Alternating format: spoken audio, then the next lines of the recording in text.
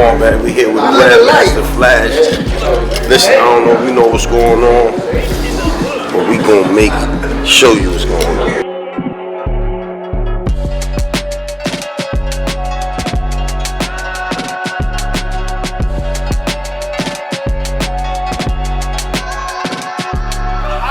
Voice rock anywhere in the world. Rock, the shit that they got on Netflix.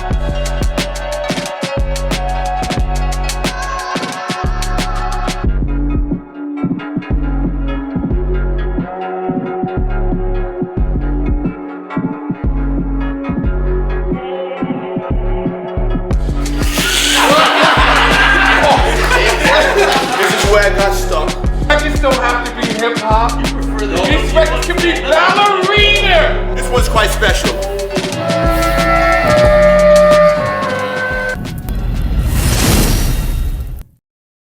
What it good be? Hoping this would still be. This is your boy N-O-R-E. What up, is DJ EFN. This is Military Crazy Raw. Drink Champs Yappy Hour. Make some noise!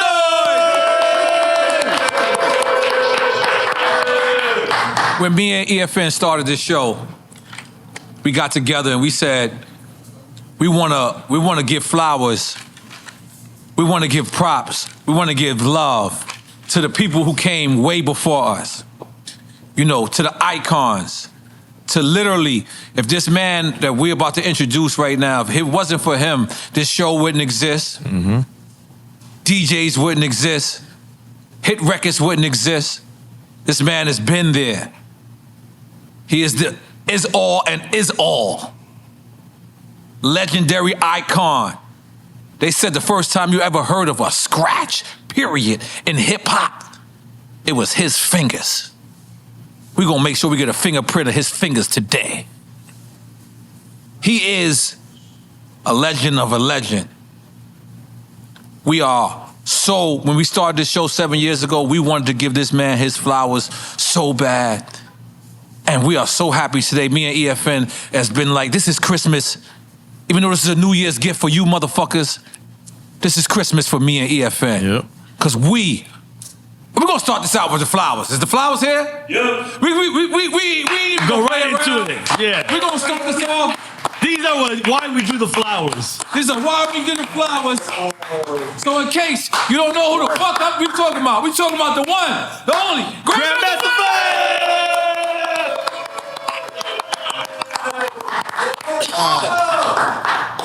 Man. Wow. Yo, we are so happy to have you here, and I'm so happy that you're like crazy because you got notes. Yeah. You and Cormac, I think, is the only people who came with notes. I'm a geek, man. Yeah. You know, I do things mathematically and with science. That's right. pretty much right. how I do things. You know what I mean? Okay. Yeah. So we're gonna start this off. We're gonna get straight to it. Did you ever do cocaine with James?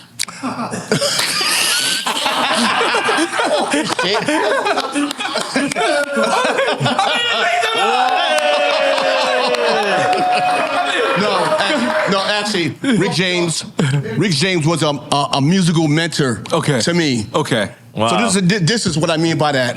We were on tour, and our tour buses were close together, and I seen Rick, and Rick sat me down and said, "Them records you got is really big, man. Your publishing should be huge." Wow. Yo, Nori, I said, you didn't know about publishing at this time? I said, what is it? I thought it was a book. You didn't say what is publishing. You did not answer what is publishing. You're still saying publishing with books, right? Yeah, because books are published. Yeah, author. So me and Rick, we talking, he broke it down to me what it was. So when we got back home from the tour, you know I went to the office. Now, what tour is this, the Furious 5 tour? The Grandmaster Flash Furious 5 tour. Okay. You know, went back to the office and I started asking questions. As you should. Right. Let's just say, you know, things got a little rocky. You know, things got a little strange because you got to realize, coming from the hood and doing this thing in the streets, we was kings. You know what I'm saying? To go into the record business, we didn't know what this shit was. You know what I mean? So, let's just say, without me going too long into the story, things started to get really, really strange. Because you could be an expert of what you do in the streets. But getting in the record business, there's just so many legal factors. There's so many things that you don't understand how it works. And it works in layers. Legal, this, that. Got really rocky after that. Right. And I just want to say that I thank God that I had so many people that loved me then, that love me now, and understand that I am one of the architects, mathematically and scientifically, of this culture. Right. Absolutely. So with or without records, I still would have been here. Right. You know, so, but for me, I can honestly say, didn't have a fucking clue about the record business at that time. Right. We were And Rick street was the one kings. who Rick put us on to the record business, Right. put me on about certain things, how publishing works, this and that and that. And then when I asked the questions, Did you hear about royalties back then? yes, I heard roughly about royalties, Okay. but the publishing thing didn't have a clue about that, you know, Okay. so, and there was a lot of other business factors that I didn't know about. Right. To find out about it late in the game, Right. shit got really ugly. Right. You know what I mean? Right. That's pretty much it. And it's crazy that even as early in the game that you got in terms of hip hop being monetized, and still it took almost a decade or more for hip hop to get hip to the publishing game and the legalities of the industry and how the industry was working. Right. Like, for example, me being the first human sampler. Like, even the lawyers at that time couldn't figure out this division of music is taking a portion of an existing composition and they're inserting it into a new composition. How do we quantify that? Right. The music business couldn't figure out even how to quantify it. And it got down to the point when they finally got smart, even James Brown's, you had to pay royalties on it if you inserted it into a new composition called the sampling. Okay, time out. Because I think we had someone on here and they said that Marley Marl was the first person to sample on record. But you're saying you're the first person to sample, period? What he invented. What I actually invented was sampling. Yeah. Okay. What I actually invented is human sampling. I took a particular area of the existing composition, preferably the area where there was no singing, just the drummer and maybe light accompaniment. Might be the drummer and the bassist, the drummer and the flutist. Mm-hmm. And when I did this with 2 copies of record, this particular area of the song was 10 seconds long. That pissed me the fuck off. Wow. So I had to figure out a way, how can I take this 10 seconds from this pop, rock, jazz, blues, funk, disco, R&B, alternative, Caribbean, Latin, just one particular section, and elongate it just enough so that the breakers could have a steady beat to dance on. Later, it became the music bed for the rapper to speak on. Right. Today they call it rap. Back then we called it MCing. Right. Woo! I ain't gonna lie, I gotta make some noise. But wait, go ahead. Hold on, because we still didn't get a yes or no if you sniff coke with Rick. No. All right, cool. Now, moving on. No. I love Rick. I just established that. The blogs are run. He never said yes or no. You know what I mean? It's all good. But I know, because I feel like we're jumping a little bit further than I would want to, at least. Because I want to go back. Let's go back. What's you? Because you started this. You were a kid. Yes. When you started doing this. So who's around you? What has influenced you? What is happening and shaping hip hop at this time? Where are you at when Herc's doing the parties? Like, where is this all beginning for you? My beginning was, my father was an avid collector of records, but his main job was track repairman in New York for the subway system. Right. Wow. My dad had this closet, and the rules in the Sadler house was this: never go in that closet where Dad's music lives, and do not go into the living room where the brown box lived. And as a single-digit toddler, I was wondering, why is that? Dad would come home, Mom would feed him his dinner, he'd get this alcoholic beverage, he would go to this closet, and he would open this closet, and there was these square things with art on it. A train, flowers, people, picture of a can. I'm wondering, what is he going to do with that? And inside this square thing, he pulls out this black circular thing. I wasn't allowed in the living room unless I was accompanied by an adult. He's an adult, so I follow him into the living room where the brown box lives. He pulls out this circular brown, black thing. He puts it inside this brown box. Vinyl. And this arm thing goes up. The record goes down. And for a kid and looking at sound comes out of the brown box. I thought my dad was a fucking magician. How did he pull this off? I say to myself, I say to myself, guys, I'm gonna watch Dad. Dad comes home about 5, 6 o'clock. Mom feeds him his food. He goes over to the closet. The routine. I'm following him for a couple of weeks now. I said to myself when he was at work, what if I went, so I went to the kitchen, got a chair, dragged it over to the closet, because the knob was kind of high. Turn the knob, open it. I see many of these square things in this closet. I grabbed the nearest one. Now, remember now, I've been watching him, the routine. So I take the nearest square one, I pull out the circular thing, I go over to the brown box, I watched him do the routine, how he pressed the button, he puts it on this stick thing, it sits up, the arm goes up, the vinyl goes down, wasn't called vinyl, I didn't know what it was called, the arm goes down, music comes out of there, I'm dancing in the living room.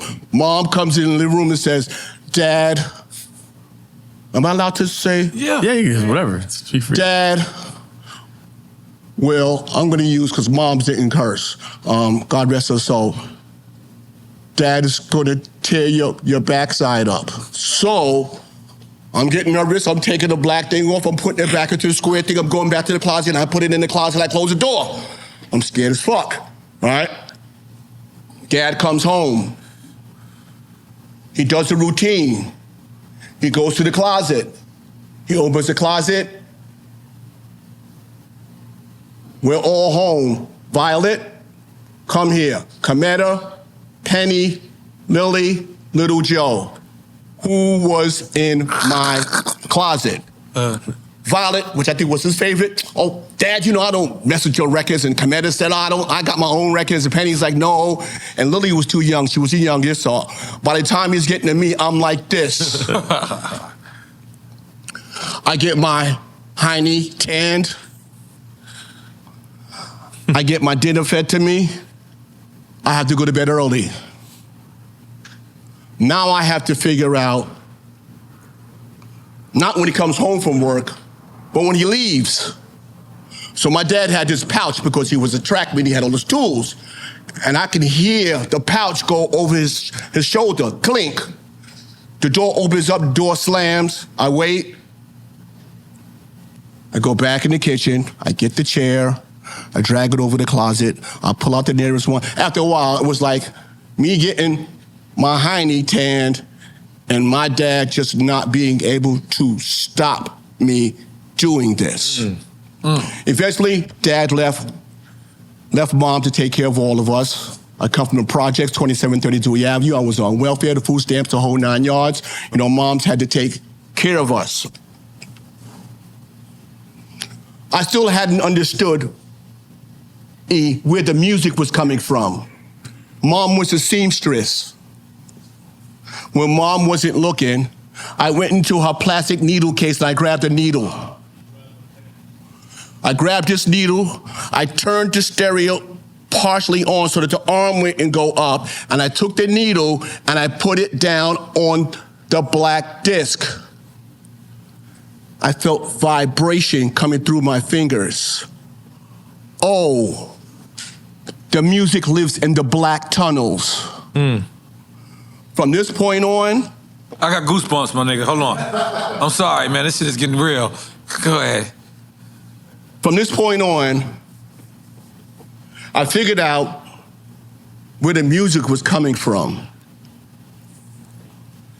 As I got older, I just could not understand, how is it, what is that little red light when Dad pushes his button and everything in the house that was operable, let's say, was being plugged into this thing, into the wall. I'm like, what are these two little holes and how are things happening? So as a young teenager, I was unscrewing the back of everything. The stereo in the living room, the table radio, my sister's hair dryers and the whole shit. I became public enemy #1 in my crib. The hair dryer didn't work, Violet was saying, Joe! If the table radio didn't work, the stereo didn't work, the TV didn't work, because when I opened up the back, y'all, I seen these things that look like light bulbs in the back. I'm like, what are these things? When I opened up the hair dryer, I would see these little tiny different colored objects in it. My mom said, listen, you have to stop doing this. I'm going to have to send you somewhere so that you can understand what it is that you are doing, because you're taking apart this stuff, but you can't put it back together. She sent me to Samuel Gompers Vocational and Technical High School. And this is where I learned about Tesla, Westinghouse, Banneker. Elon Musk Tesla? No, Nikolai. No, Nikolai Tesla. I was fucking with y'all. This is where I learned about amplitude modulation, AM, frequency modulation, FM, solid state versus vacuum tubes. What is an ohm meter? What is a signal generator? These are the things that you diagnose circuits. What is a breadboard? What is a resistor? What is a capacitor? What is a transformer? What is a step-up, step-down transformer? What is a diode? What is a vacuum tube? Now I got to understand what these things was and how they worked. So,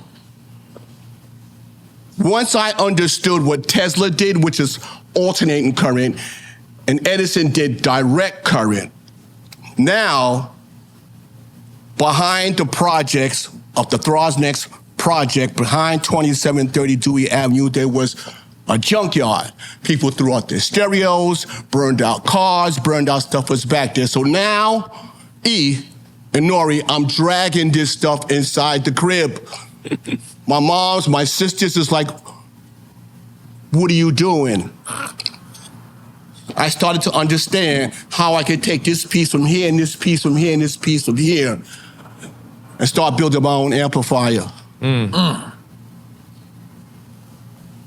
build my speakers, I had to understand how they work. Because you had your own speakers, right? I built my own speakers. So listen to me carefully, guys, because we get ready to go. We getting ready to go into the rabbit hole. I didn't do this on any other show. That's the difference between you and Herc, is that you had your own speakers and Herc bought own speakers? Herc had a pretty sound system, so my system was shit. So it's a difference, but here's the difference. With me, I had to figure out how the speaker works. So I say my way was math and science. So math is bars. How to count them frontwards and backwards. This is what DJs do, right? The science is kinetic energy.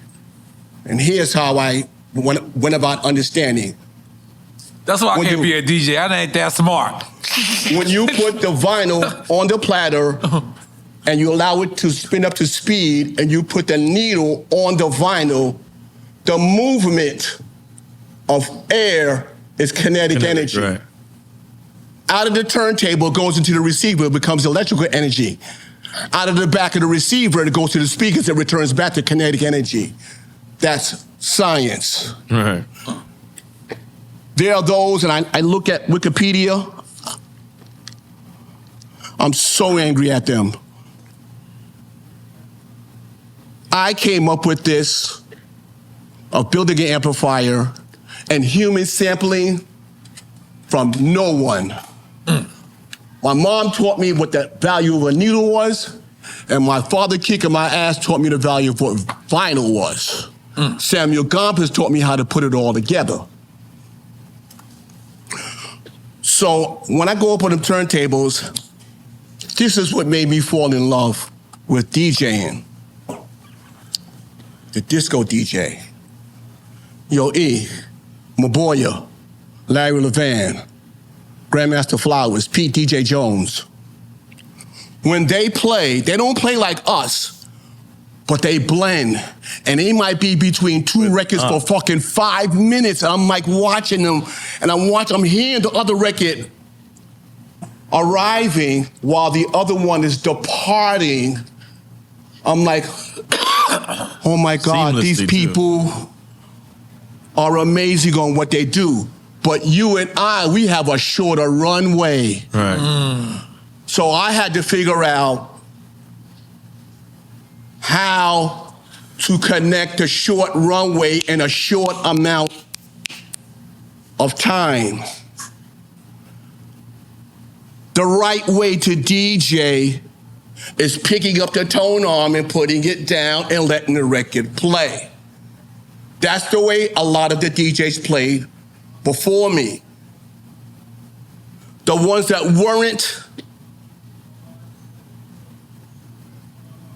disco DJs.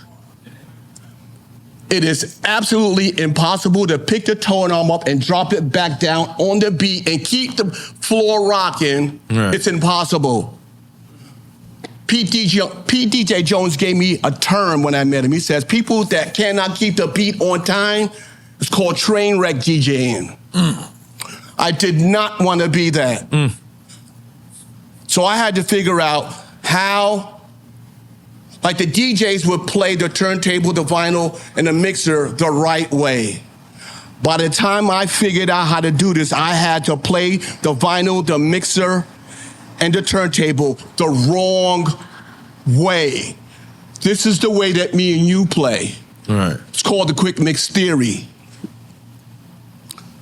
I grew up in a home where it was pop, rock, jazz, blues, funk, disco, R&B, alternative, Latin, Caribbean, jazz, all of it. So where I come from, music has no color. Right. Dope music is just dope music. So now, when I listen to Curtis Mayfield's song called Move On Up, that break, and that song was made in 1970. I would notice when my moms or my cousins giving house parties, when the drum part came, the heinies would move more.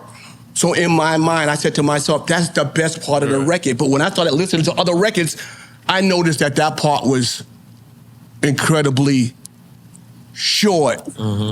That made me so fucking angry. And that's when I had to figure out, how can I take this part that's like 5-10 seconds and elongate it 10 minutes seamlessly so the people on the dance floor wouldn't have a clue of what I was even doing.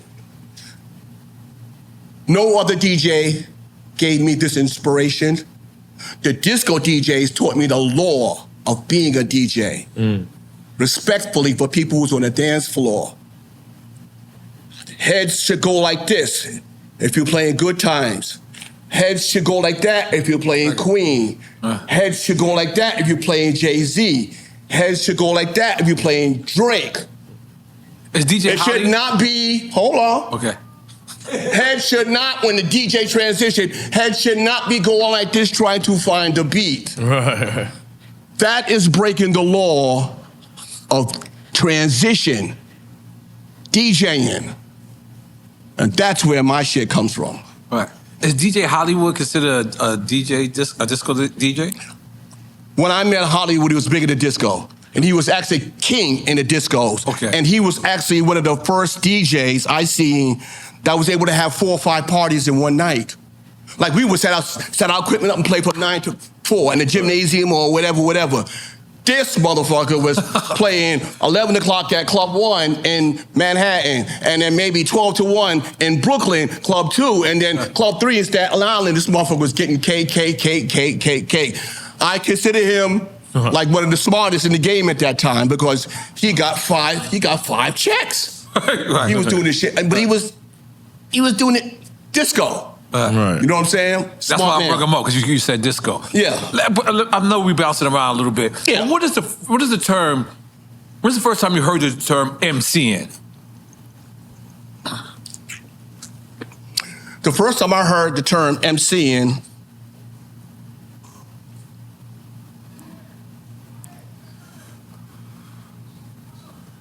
is when I took the microphone.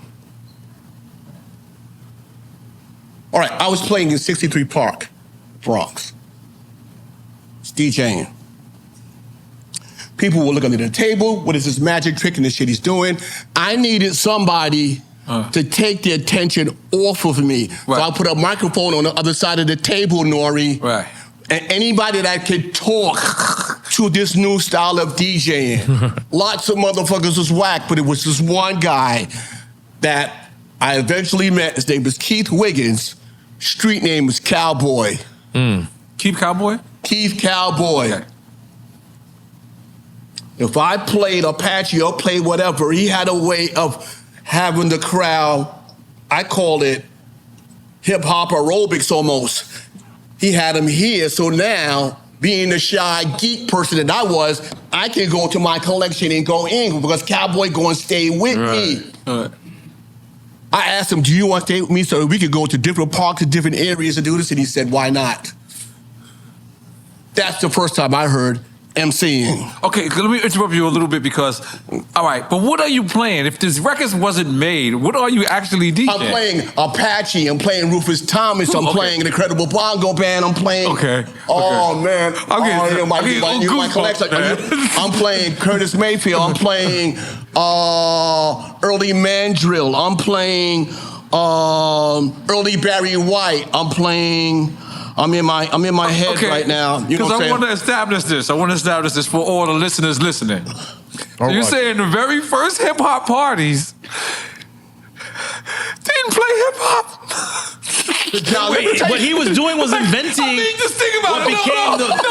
Just think about the logic of what you're just saying, like, because this is a hip hop party. But remember, Nori, hip hop isn't just the music of it. But that's the thing, and we still got to. So it's hip hop happening. Hip hop happening. But the music, the rapping side of it, that's what I'm saying. The irony was developing when he came out. They actually wasn't playing hip hop. Okay, see, this is where we differ. Yeah, okay, so the question is this. Okay. What was hip hop back then? Right. Okay. Hip hop was a regurgitation of using songs that already exist. Exactly. Some of our dopest songs were white records and black records and foreign records and American records. They were R&B, they were disco, they were jazz, they were Latin, but we had to find that little drum find the breaks, beat. the grooves, right. So when I started playing, I can remember guys that used to use what I call heavy on the tone arm type DJing. Right. And as Pete would say, trade record. I was probably the most hated DJ during this time. It's because connoisseurs are very careful about how they handle their record. Like newborn babies, they take it out of the white sleeve, right? And they carefully put it on the turntable, and they're very careful with it. When they're finished with it, they take it out off the turntable, they put it back into the white paper, and they carefully put it into the jacket. Me, I took 2 copies of the motherfucking record and just slammed it in one jacket. I was putting crayon marks on it and the whole shit so I could mark the breaks because I played in dark places and I had to be able to find it immediately. Because remember, our runway was really short.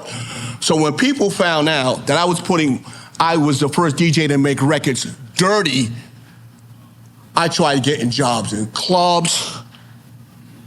Motherfuckers was like, yo. And some of the DJs that was playing at that time were my friends. I'm like, yo, tell the boss, man, let me get a job. They're like, yo, Flash, they know about you, man. Like, you move the record back and forth. You put your fingers on it. You putting crayon marks in it. I couldn't get a job to save my motherfucker. Even though those are your records? Why do they care what you're doing? But they figured maybe I probably was going to spread that for me until they fucking DJ. Yeah, so it wasn't until I went to this club on the off days on 167th Street in Jerome, and these Italian guys owned this disco club called Disco Fever. All right. Come on, Disco Fever. Disco Fever.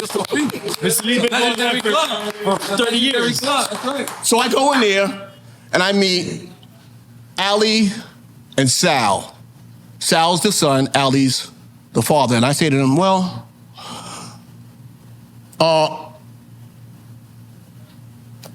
do you think I could get a night in here? Because Sal already heard of me, and I found that out recently. He went to the park and seen this thing that I was doing. So by the time I got to him, I was like, yo, Sal, you think I could get a Saturday night in your club? He looked at me like I was fucking crazy, right? And he says, no. He says, what I will do is I'll give you a Tuesday. I was angry as a fuck, and he said, Flash, if you do this, I promise you, this is gonna make you huge. I was angry at first. 2 months later, Tuesday was rivaling Saturday. Then I got a Wednesday. So this is when I started playing in clubs with this. So I brought hip hop into disco fever. And the people that used to come there, Hector Macho Camacho, the Gap Band, like all the big stars that if they were in town, they came to disco fever. Did Hector Macho Camacho do cocaine in the club? I don't know. Somebody gotta do cocaine somewhere, man. Come on. Oh my God. Drugs.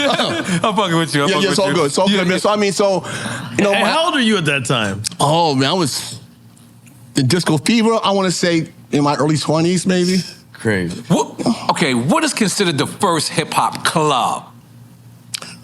Oh, you know, that's hard to say because when we was playing in the parks, and this is where I kind of step out of this. Okay. In my humble opinions, I do not think a DJ came up with the title HIPHOP. Oh yeah, we had There's a Grandmaster. Didn't they say Cowboy did? They said Cowboy or Love Starsky, but they both were rappers. So it's still up for whatever Up for debate? debate where he came from. I personally think, in my opinion, when we was doing this early on, I think that it didn't have a title yet. I think we were creating something because the monster at that time was disco. And with disco, you had to have all the hard bottoms, suit jacket, no jeans, no hoodie. Like, we dressed the way that we dressed. It was a counter to disco, if anything. Yeah, pretty much. So as disco was fading, Right. hip hop came alive, but musically. And how it happens is the graffiti artist was already out there. And I was told by these other breakdancers that they were already out there as well. They connected to Herc and to Flash and to Bam. The rapper as we know it, because we jack shits. We jack words from other things. Right. So when they say MCing really means, like, I'm talking to you right now, and I'm a master of ceremonies, and I'm sort of presiding over the room, and I'm speaking. But we jack shit to call it something else. Me, I think that MCing is rhythmically talking to the beat of a DJ's rhythm. That's what I personally call it. Right. So it started with Keep Cowboy. That's what I say. That's what some say. Okay. That's what I say. Okay. The others say, you know, and this is where I'm really. Cass said it too. Cass said Cowboy here as well. I'm kind of confused. It's because. Okay, put it this way. Kool Herc, incredible sound system. He played incredible music. His crew, Coca Rock, Timmy Tim, Clark Kent. I'm going to say Coca Rock was one of the first MCs. MC too as well. When I went to go see them, Coca Rock was a DJ. So I don't understand where that comes from. So if we jack the word MCing from the masses, and it's defined as a human being who talks rhythmically on the beat of music, wasn't nobody doing that back then. We all had echo chambers. Herc had the best echo chamber. We were just blabbing out whatever. Right. But serious speaking to the beat of music, maybe I'm going crazy. I didn't see that yet. It hadn't happened yet. And this is why I'm saying, out of all the 4 elements, the rapper did come last, but they are undisputedly the crown jewel of all of this. They took this thing where it had to be. And I'm saying there was no steady beat for them to rhyme on at that time because people were using the tone arm and the beat wasn't steady. So it would have been absolutely impossible for a rapper to rap on that. So you're saying you brought that to the game? I'm saying that I did. What they say, listen. He was being very humble. I just had to strike the ball. But to even show, because I don't think people would understand what he means by picking up the tone arm. The DJ wasn't mixing, blending, and bringing it in on beat. They were literally picking up the record and putting it on the record. Like, but one beat was crashing into the other. Right. They weren't trying to make it sound smooth. Right. They were just bringing it close enough by just bringing it up and down, just dropping the needle on the record. To switch the record. I'm going to demonstrate that when I get up there. Okay. You know, so for me, like last summer, I sit back, I watch all the press that comes out. Mm-hmm.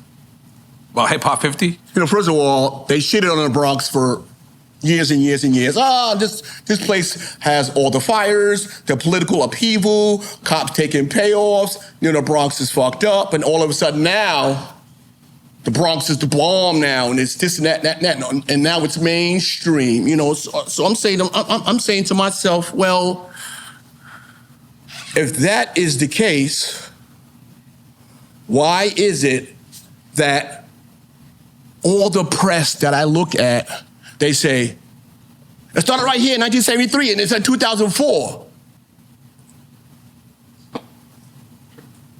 So what the fuck happened to where it started and carefully, chronologically speaking on how it got here? Because you know why that's so important? Because people who are 18, right, 30, 40, 50, you actually have to say you were near 60 to say that you were in the park with us. Right.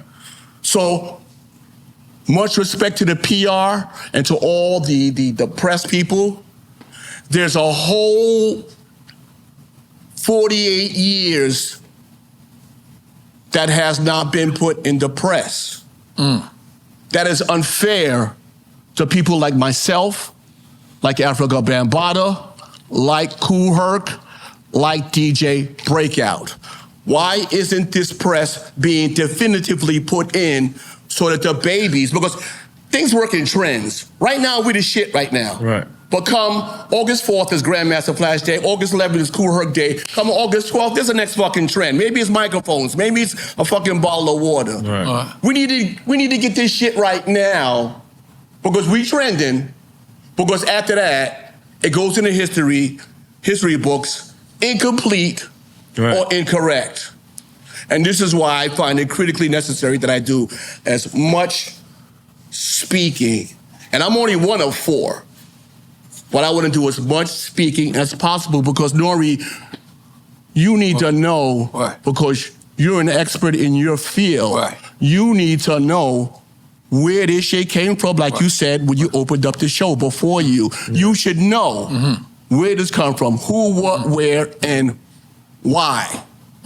And this is the reason why I'm going to be going to all the SUNY colleges. I'm going to the YMCA, to all the babies, all the corporates. I'm doing this Birth of a Culture corporate tour. I'm going to go around and speak as much as I possibly can because I have to. Yeah. This is our thing. And long after I'm gone, I'd like to know that this thing is correct. Because me, quite frankly, a lot of people celebrate their birthday, right? I don't give a fuck about a birthday. You know what I care about? My death day. What am I leaving so that the babies could build on that? Right. That's where I'm at. So this is why I got to speak. Right. You said one of the 4. Who's the other 3? Kool Herc, Bambaataa, Breakout, Flash. The 4 of us. This shit ain't just one person at one time frame. This is a combination of a lot of things. I got a bullet point thing here, man. I'm gonna go all the way up now. I'm a fucking geek. I'm a scientist. I gotta do this. Like, you know, we need to congratulate the breakdancers and congratulate the producers. Right. Why the fuck are we not talking about the producers? Because I'm telling you what I did. Human sampling.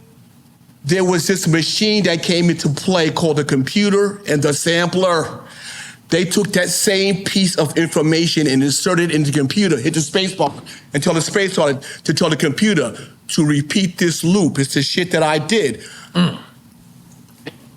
If we don't give love to these producers, this shit would have never become big business. Right. It's not possible. Somebody had to go in and do that. And this is why I talk about these. I think it's really important that journalists interview the producer, because a lot of y'all rappers, y'all come in and say the rhymes, you get the fuck out and keep going. Right. Somebody got to stay in the room and put that bitch together. Yep. Right. And that is the producer. Why aren't we talking about these people? Yeah. Premier, Dre, oh shit, man, I got a fucking list. Pete Rock. Pete Rock, can I just Alchemist. go? Yes, Diamond D. go. Alchemist. Yeah, DITC. Go, exactly. Havoc. Timberland. Havoc. Right, exactly. For real. We have to. Kanye West, let's throw him out there. Yeah. Come Let's not on. forget him. Yeah. Let's not forget him. Because the 9 times out of 10, if you were to ask a rapper, what is truncation? What is sampling? What is EQing? We don't know that shit. Right.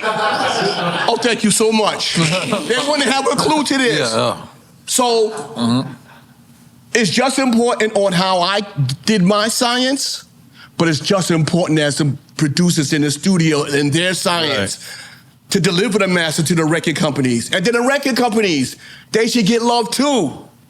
Because they didn't have to put this shit out. There was no blueprint before this to say that this shit was gonna be the bomb. Right. They took a fucking chance with this shit too. The Sylvia Rones and the rest of them. They What was took the a first shot record too. label? Sugar Hill Records? Yeah, Sylvia Robinson. All these Robinson, people, they didn't have to do this. Right. So that we can sit here and live comfortable and eat off this shit that we love. Right. I'm walking into the room. I'm walking into the up to the room here that I'm in, and I'm like, oh, that's just fly ass motherfucking Maybach right there. I said, whose fucking Maybach is that? Nori looked at me and said, Hey, man. Don't put me in there. Hey, man, don't put me in there. No, but let me ask you a question. I want to clear something. You mentioned Marley Marl. What he said and what is that he recreated what Flash did. He was one of the first producers, or the first producer to recreate that. That's what I say, on record. Yeah, on record. okay, and that could be possibly true because it was by sampling, right? Cold Chill and Warner Brothers was probably one of the first, but then it was Def Jam too. You know, it's up for debate, but the insertion of music inside of a new production and a human being speaking on it, there were 3 major labels that was pretty much doing that. Right. And that was Cold Chillin'. Cold Chill and Warner Brothers. Which Cold Chillin' is Marley Marl was. And he was a producer for all the artists, for Big Daddy Kane and Bismarck and all of them. You know, and then there was Sugar Hill, and then came Russell Simmons with Def Jam and Leo Cohen. You know what I'm saying? And it just went from there. Then it was Uptown Records, Bad Boy Records, and it goes on and on and on and on and on. So this thing has so much of a story of substance. And when I look at the press that's happening, I'm like, who is controlling the narrative of the press? Because they're leaving out so many things. But isn't it? I'm sorry to interrupt, but isn't it kind of like the NBA? Like when you look at the NBA right now, right? The NBA and anybody playing in the NBA, I got so many friends, so many people who have my phone number. So do not call me. I'm not talking about you particularly, but the NBA kind of seems soft right now, right? And it's like, and when you compare it to the '90s, right? And it's like, if you don't have these old clips of the 90s, these people don't understand that the NBA was like playing Rikers Island. It was like Rikers Island at one point. And now it's like playing in fucking Barbie Land. You know what I'm saying? Like, it's like Disneyland. I'm sorry. Like, to my people, please don't hit me. I don't mean it like that. But what I'm trying to say is, isn't it like, when you see these young kids, right? these young kids, they 25 and under, and they would actually sit there and be like, okay, I'm gonna go get the new Jordans. But they're making money through hip hop. Yes. They're making money through hip hop, but they will go and they haven't seen Michael Jordan play. Right, or Dr. Dre. But why wouldn't they go and go? Why wouldn't they go do their research if they're making money through hip hop? That's my biggest thing. Okay. With this new generation is, like, I think you said it earlier, like you said the people need to know. Yeah. And that's what they need to want to know. That's the biggest problem too. Yeah, but if you don't teach even them, want to know. But you got to teach them to know. Like you have to drop the science to these babies and say, this is what it is. Now go look for the rest. Right. Mm-hmm. Like when I play sometimes, depending on what country I'm in, Nori. I love the flex. I love that floor. I said this man has been all over the world. 16. You know, like before COVID, I was going to 150 countries a year before COVID. Did I tell y'all? For the past 18 years before COVID. So for me, sometimes I'll be playing the old school shit all the way back to our time, and I see in the front row kids like around 17, 18, 19, and when I went backstage, I grabbed two of the kids and I said, how do you know this stuff? They said, my mom, my dad, and my uncles, my aunts taught them. So it's like what you're saying, Nori, we as elder states people have to inform the babies. Absolutely. And this is why I'm saying the breadcrumbs from the 70s to now, you have to put all of them down. You can't just say the Bronx ain't shit and then all of a sudden these next 2 years, the Bronx is the shit and it went from this to that. Right. So how the fuck did it happen? Right. And who did it? Some people lost their lives. Some people ain't here no more. Right. That helped make this shit what this shit is. Right. And this is why I find it really important. I think the DJ is extremely important because there was a time before the game changed, record companies like Def Jam and all the other labels used to bring me white labels. 1 o'clock in the morning knocking on my door saying this shit is fresh off the fucking press. We need you to play this song and tell us what this record is doing. We DJs. You was the influencer before influencer was an influencer. Absolutely. Right. Yes. And so all this constitutes the building blocks of why this thing is still here. Why don't we do this step by step by step by step by step? It's just, it just boggles my mind. Let's continue. Let's the go. mixtape. Let's go. Yeah. The mixtape. Okay, wait. I love how you controlling the interview. I like that. Make the noise now. He is the Grandmaster. Not here. Let's get into the mixtape. I like that. I'm sorry. Let's talk the mixtape. I'm just really crazy comfortable here. Really, what is the first time you heard that term mixtape? And was it because it was mixes on a tape? Because I actually got an album on tape. Cassette. There were two versions of mixtape. There were two DJs that would record their shows when we was playing back then. Me and Bam. And that's what we called it because a DJ was mixing on tape. Right. There's two types of tapes. Did Bam always have beats? Is there one point he never had beats? I'm going to talk about Bam in a minute. So, All right, cool. Mixtapes. Okay. Two types of mixtapes. Right. You gotta relax. There's a tape. There's the one you pop in while we're performing, and the whole group is doing their thing. The DJ and the rapper. Then there's the customized tape. Let's talk about the customized tape.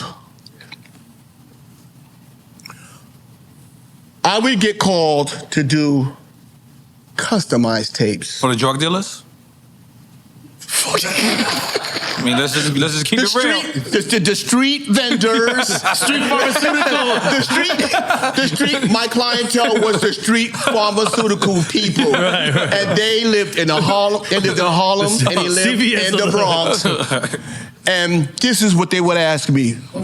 They said, I would say to them, just give me two songs that you like. That would give me an idea of what they like, and I would build around that. I said, so how long do you want this cassette tape to be? If they said 60, I say, here's my price, $1 a minute. Ooh. So, and I would look at the street pharmaceutical person and say, that's what it would cost. They said, so what? It says, all I want you to do is this. On your echo chamber, I just want you every few minutes to say my name. Because you gotta realize these street pharmaceutical people had the dopest cars, the dopest motherfucking sound systems, and they was going through, so if their name was Drink Champ, you would hear boom, boom, boom, boom, Drink Champ all through the city. So the other pharmaceutical people be like, yo, where the fuck you get that customized shit from? Oh, we got that shit from Grandmaster. And I would say, all right, what you want? 60, 90, or 120. Some would say 90. I say $90.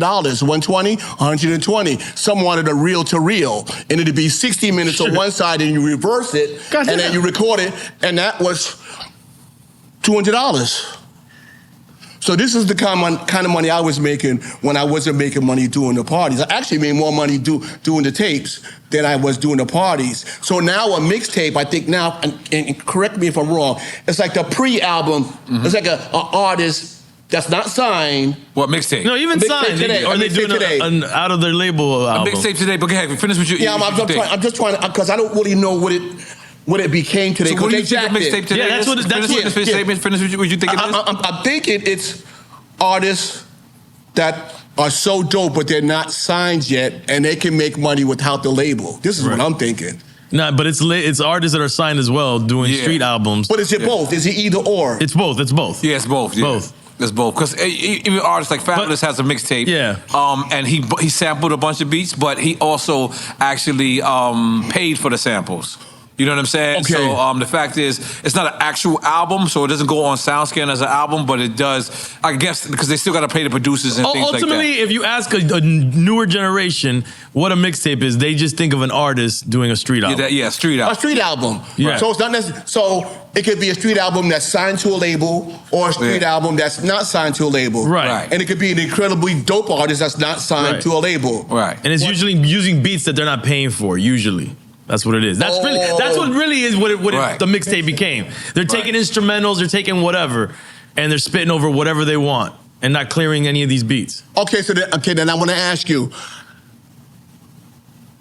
how does the mixtape today quantify the sales? How do you know what it sold? Or is it more like, we called it an audio flyer? Or the Feds audio DJ drama.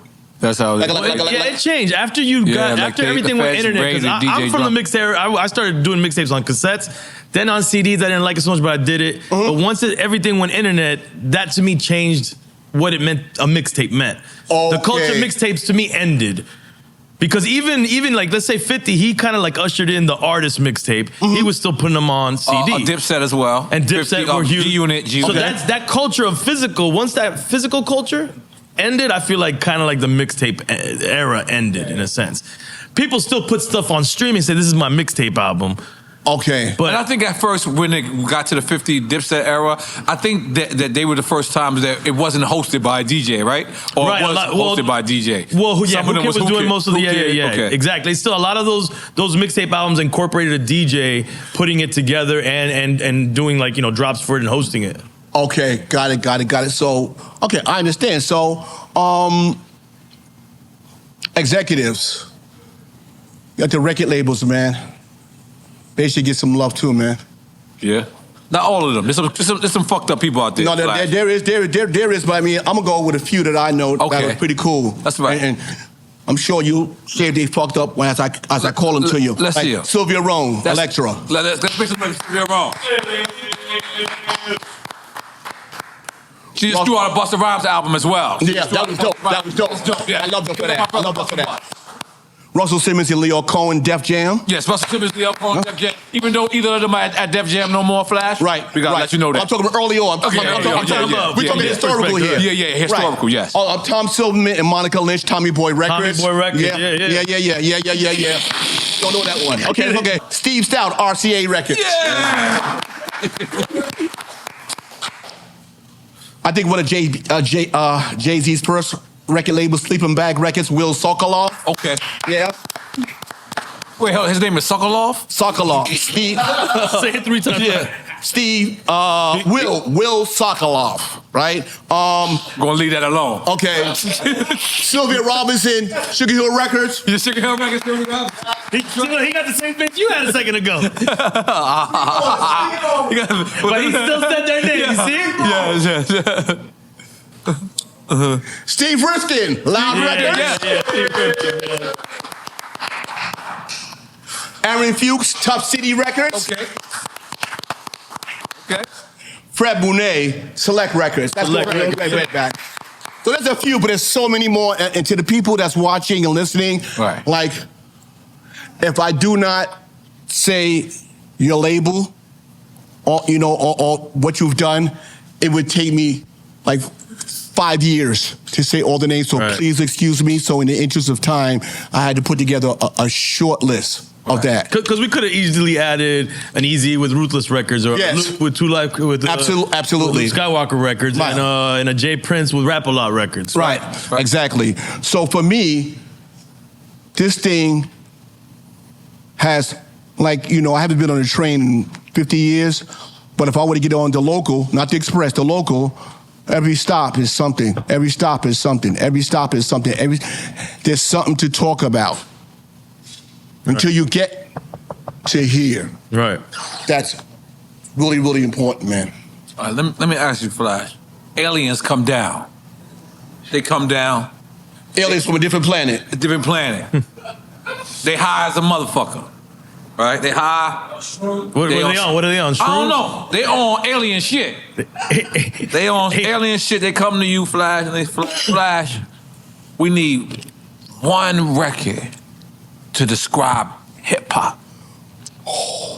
One record to describe this 50 years of hip hop, this 51 years of hip hop. They want one record. From what era?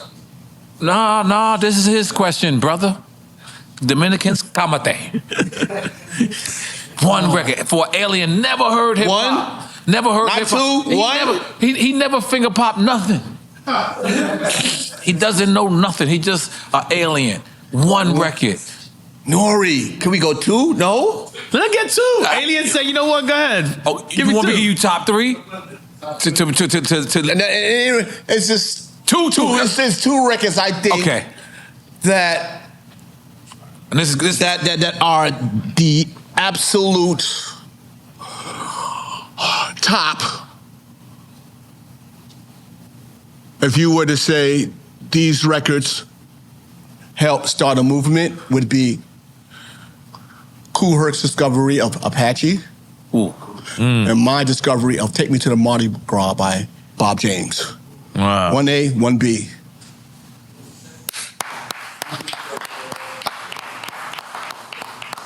And look, remember who we're talking to. There's some people that don't even understand when you say discovery of that record, what that meant.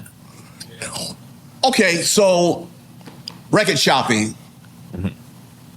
Digging. By the way, can I stop you for 1 second? Let me just tell you something. It's your show, man. If you have a DJ friend and y'all are on the road, if you ever want to do something cool for your DJ friend, find a record store for him. It's heaven. Take him to a record store. It's like a And it's like leaving a gambler at a It's true. at a casino. Yeah. Yo, I can take Butch Rock anywhere in the world, and I can leave him at a record store and a casino, and I can go out for 6 hours. Yeah. No one would ever know Butch Rock is missing. So if you ever know, to any DJ, listen, Yes, any sir. artist, anybody who've ever a DJ friend, you go overseas or go somewhere, you can bring him to record shopping, or they. You know, this shit is real out right now. You know what I'm saying? You know what I mean? We don't want to offend nobody. Everybody can use every bathroom. But if you want him to a DJ friend, you bring him to a record store, and they will enjoy the shit out of themselves. By the way, these records don't have to speak English. It don't matter. These records don't have to be hip hop. You prefer that These you don't records can be understand nothing about that record. ballerina. They can be opera. But DJs are so crazy, they can listen and be like, oh, I'm taking this. I'm just telling you, DJs and producers, that's a treat. Yep. I'm sorry, I gave y'all the cheat code. Yeah. Make some noise for me for knowing. There it is. So, Well, record shopping. Go ahead. record shopping. Go ahead. I'm in my teens. During the week, I have to do my chores and do my homework, do schoolwork on the weekend. I'm getting up about 8 o'clock in the morning, getting dressed, washing my ass. I am going record shopping. I'm going to, which I think is really the godfather of eclectic records, was Downstairs Records, Nick and Barry, okay? In the village? And what street was that on? 30-something street? It's been so No. long. I thought you were talking about the one by Great Fires. That one was much later. Okay. I would go down to Downstairs Records and Nick and Barry would, hey, Flash, how you doing? I'll say, I just want to go through some stuff because somehow or another, these two white boys knew how to go out and get records that would possibly work. That's crazy. So they're like curating before you guys. Yeah, so I'm in there. Actually, Nick and Barry would have two rooms. There's the public room that people come in from the street. Then there's the room in the back. The VIP. You have VIP before VIP. I respect it. Go ahead. We in there all day on the turntable. I'm in there looking at the cut one. I'm holding the record up in the air because you could see the break on the record. And how you could see this, the area of the composition has a bright spot. So that tells you that most of the band members are not playing, the singer's not playing in that area. I would find that pop record, put it on. All I needed was 4 bars. I'm buying 2 copies of that. That was the love there. But then you would go to the big stores where you have no clout. Like there was a store on, what was this 34th Street and 8th Avenue called Disco Mat. And this store must have been the size of a Walmart. So you just in there just searching. And I would go to the pop section and rock, all of them. And I would look at the cover. That's what spoke to you first. That would speak to me first. And I remember this one particular one was, I was in a rock section. The fucking album said Toys in the Attic. I'm like, who the fuck wants to put their toys in the attic? I held it up, put it down. I said, I'm gonna just think about that and just search for others. But that shit was talking to me. In Disco Mat, no privileges. Once you bring the street rap, you buy it. If there's nothing on it, you fucking stuck with it. You gotta go to the cash register and pay for some, I call it a stiff. That's what Scram Jones still call it. And I went over to the turntable and I played most of the records. Whack, whack, whack, whack, whack, whack. But the drum break in the front of that shit, I'm like, oh my God. This group was new then. Columbia Records. Didn't nobody know much of who they was. And they had a really real weird name. Aerosmith. And the cut on it, I would have missed it because the end of the cut prior, it got the wham, wham, wham, wham, this nasty fucked up guitar piece, but I stuck with it and I let it play and then it got quiet, on to the next section. I was like, oh my God, I'm taking 2 of those. But there are times, E, when I look at the album cover and the fucking shit was whack. But I bought 2 of them. I got to go to the cash register and buy them. And in my room, mom's house, I had a Stiffs crate. So this is the purpose of this crate.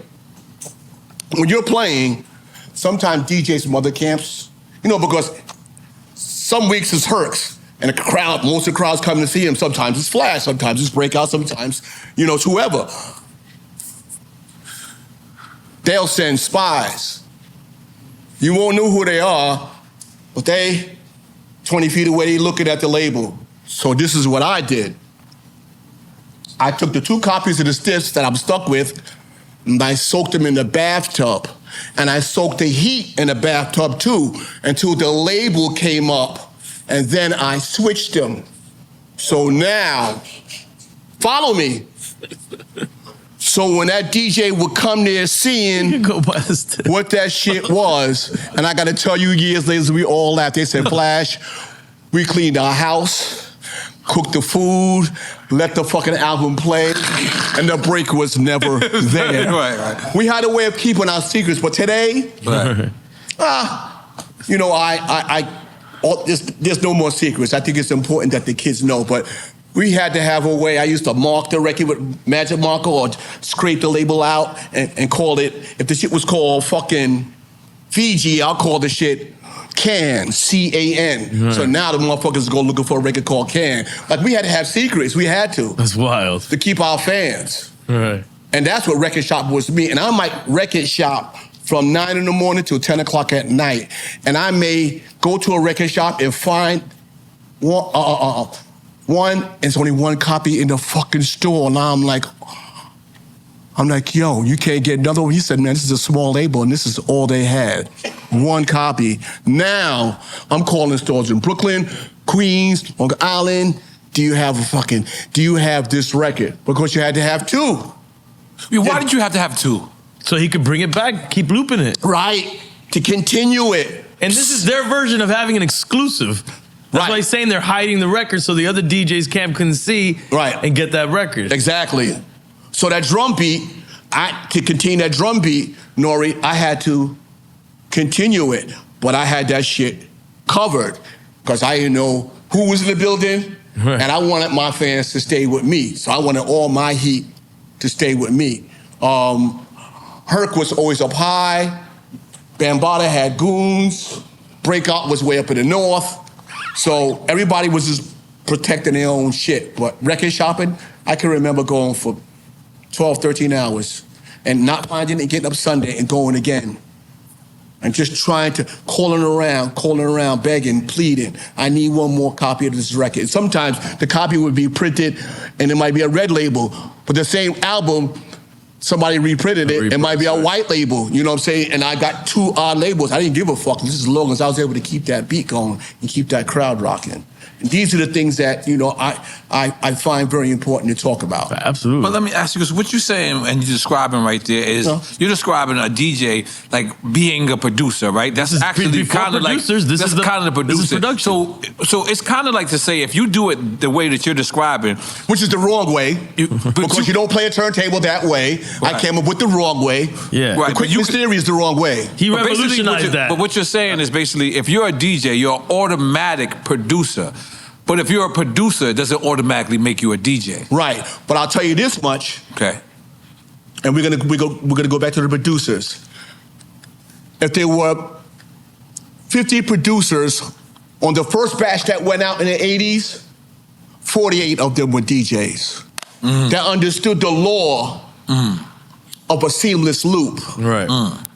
So from Dre to Pete Rock to Premier to Battle Cat, you know, to Chris the Glove Taylor, all of them, they were DJs. So they knew how, to make a seamless loop, which I'm going to show you what that is over there. But use it in the sampler, insert it, add new kicks, snares, make that shit sound incredible so the rapper can come in and say what he can say, then he'll go leave. And then it's the producer and that track, and making that track as fat as possible. That's what the majority of the DJs at that time coming out that made all them incredible records, Q-Tip, all of them, they were DJs. And that's why all them records to this day, like if you in a club or you in a spot where you playing for a couple of hours, it is almost impossible to not have to go back there and grab 1 or 2. It's almost impossible because that music never died. It's all still here, pretty much. So I'm gonna go over here. Yeah, let's go. He's ready. Now you said that's the first beat machine in hip hop? Oh yeah, we did. Yeah. What is that? Yeah, it's the beatbox. Okay. It's called the beatbox. Beatbox. Yeah, I always thought Dougie Fresh was the beatbox. No. Okay, so now see, me and Dougie gonna talk right after. We gonna talk later on today too. Okay. So, Nori, this was my secret weapon. Okay. Every DJ back then had turntables, right? Now there was this guy. His name escapes me. He lived in the Jackson Projects, and I would hear this machine being played out the window. I made it a point to keep going back there, until finally I met this guy. Right. And I asked him, what was it that he was playing? He was playing this. He was a drummer. But when he would practice with this. I said to myself, if I can learn how to play this just basic, I could come off the turntables and jump on this. So Ray Chandler, our manager at that time, said, we're gonna put that on the flyer. Secret weapon, the beatbox. The Furious came up with a song. It was a party night, and Flash was on the beatbox. I was on this. Damn. And people. So. Fucking up my childhood, Flash. So this became a secret weapon, and this got us more fans. Years went by later, and there were these super people, I called them, Biz Markie, rest in peace, Dougie Fresh, Right. that decided to replicate the sounds of a drum with their mouth, and they made huge records. Wow. Off of this. But this is this box that I found, and I called it the beatbox. Wow. So I'm gonna just mess around a little bit.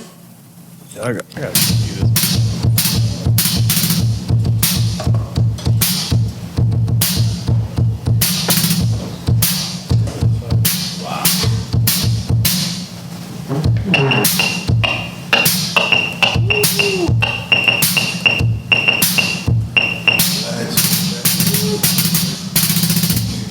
So pretty much.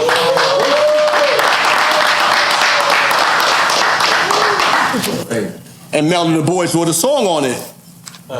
So now, see, Nori, these are the kind of things that I'm talking about, and I appreciate you. That was the first. Huh? That's the first MPT. You could say It's the first drum machine in hip hop. Period. Wow. predecessor for Yeah, the Casio didn't even have a C yet. It wasn't even C on Casio. It wasn't around yet. You know, this is why I found it critically important to come here, and I appreciated EFN and Nori for allowing me to expound on this. We appreciate you. Because I'm dragging you guys in and out of the rabbit hole. No. We love it. I don't have the choice. Well, this is why we started Pink Hell yeah. Okay, so.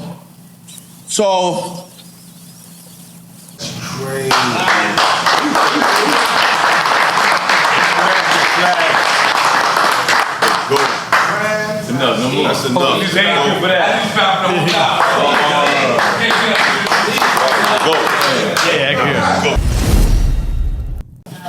I watched the press last summer. Right.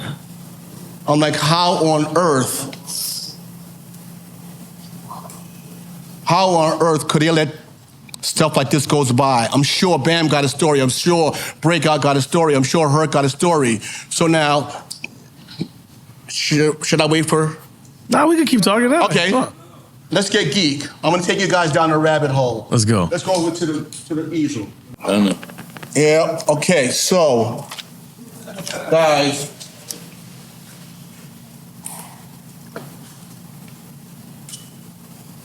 this took much thinking because the way DJs played music, the right way was heavy on the tone arm. But in order for me to connect a short runway, I needed a quicker way to do this. This took me about 2.5 years to put this formula together because I kept saying to myself, the non-disco DJs are heavy on the tone arm. The disco DJs, they're heavy on the tone arm. I have to stay heavy on the tone arm, and it turned out that I couldn't. Right. And here's my formula. It's called the quick mix theory. This is pretty much the math in me. And this is how I did it. Wait, guys. how old are you coming up with this? How old are you now? About 15. Look at this. Come on, you got to put that into perspective. About 15, 16. So.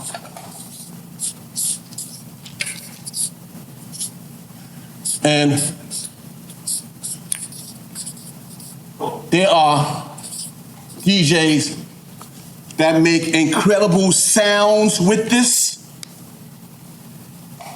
but I'm not talking about the sound, I'm talking about the mechanics. Right. The reason why you do it. And here's the math, guys. 4 bars forward equals 6 counterclockwise revolutions equals full loop extraction. And I'm gonna do this on the turntables in a little while, but I wanna show you, we deep in the rabbit hole right now, guys. Final one. Lee, watch out so I can see.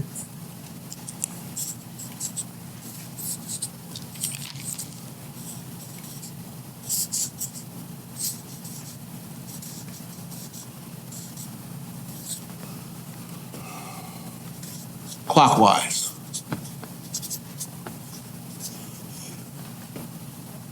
Thank you. My drawing is fucked up. I'm not good like that. DJ Mixer.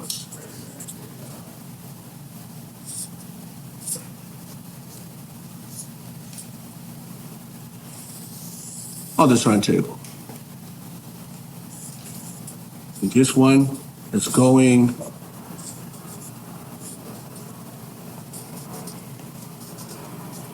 counterclockwise. Counter. And is this without you cueing it in headphones? Is this why? You can, but I didn't figure that out until later. Right. That you could. But you're absolutely correct.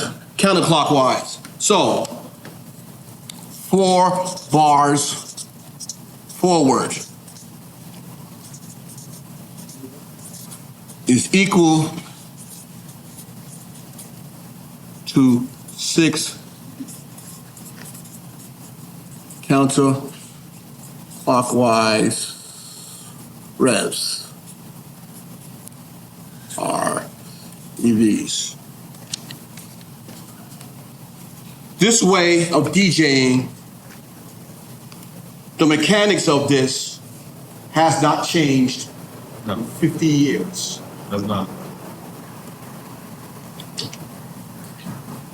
I said something on the internet many years ago.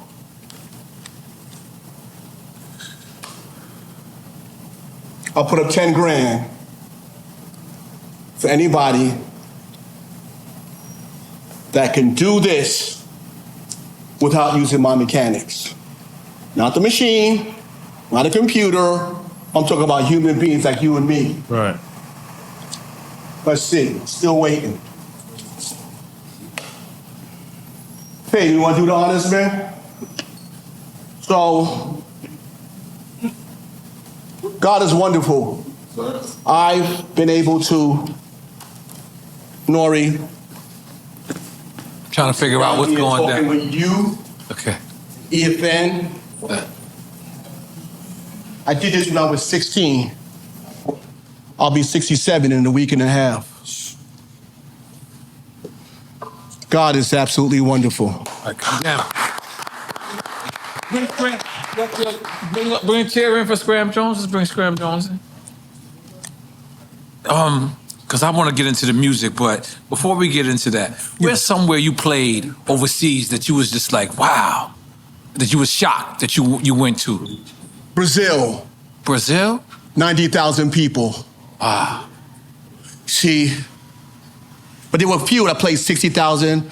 On the average, I play 25,000, 15,000 now. Light work. And I don't do. I'm Light.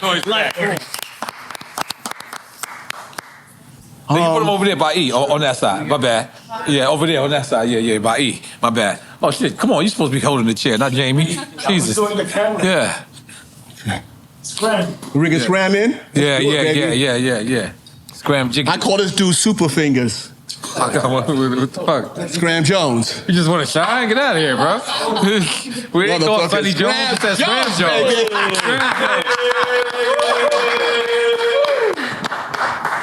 So you said Brazil is 90,000 people. Yeah? Scared the shit out of me. Really? But what was really cool about it, it's like the big EDM DJs, they do that shit on a regular. Right. So when I first got into playing with them on the lineup, I remember my agent said, I'm gonna put you on a lineup that's a little different from what you're used to doing in the clubs, and the whole shit. It's this EDM DJs. I'm like, what does that mean? Electronic dance music.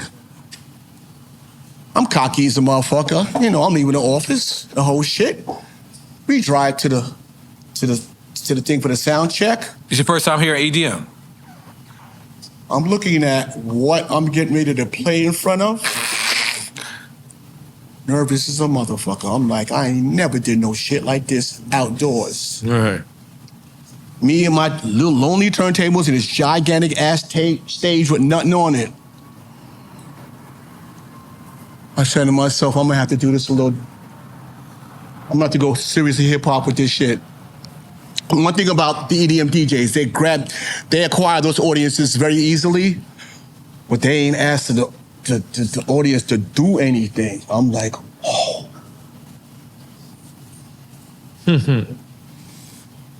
I'm going into laptop, hip hop parade. I'm gonna flip this motherfucker upside down, and yep, Apache, take me to the Mardi Gras.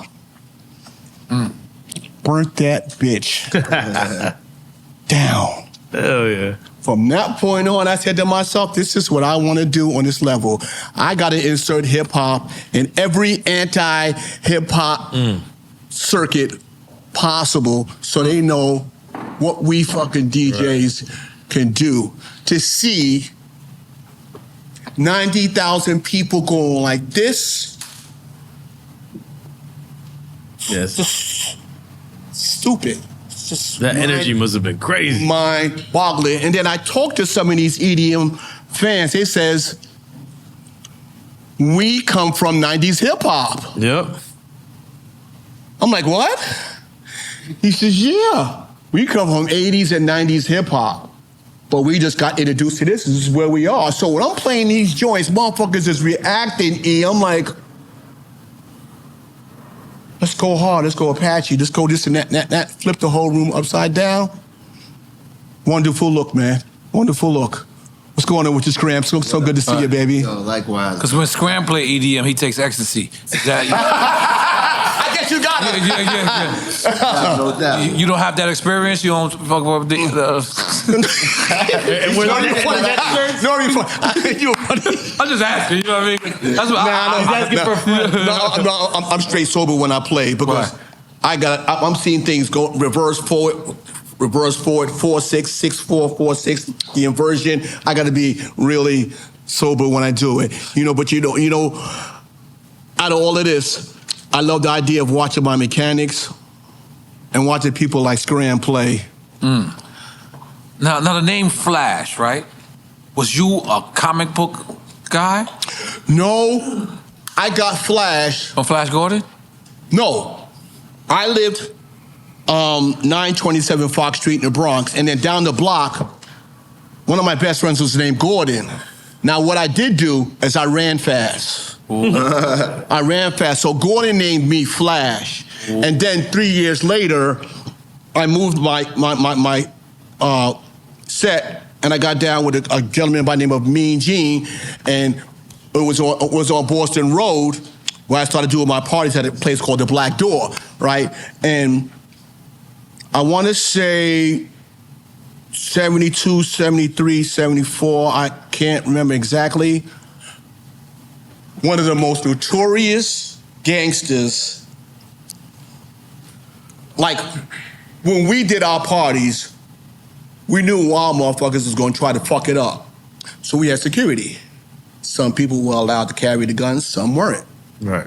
Joe Kidd was allowed to carry the gun. We knew he wasn't gonna pop off on nobody. He was kind of just watching my back.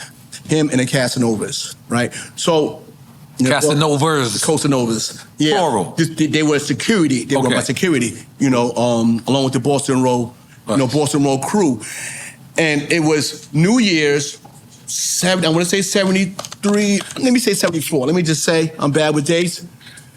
After the party was over, he says, you handle those turntables like a grandmaster. Woo. I'm like, what did you just say?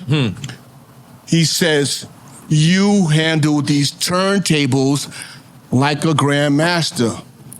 The next day, I went to every library possible, trying to find out what that word meant. Karate, right?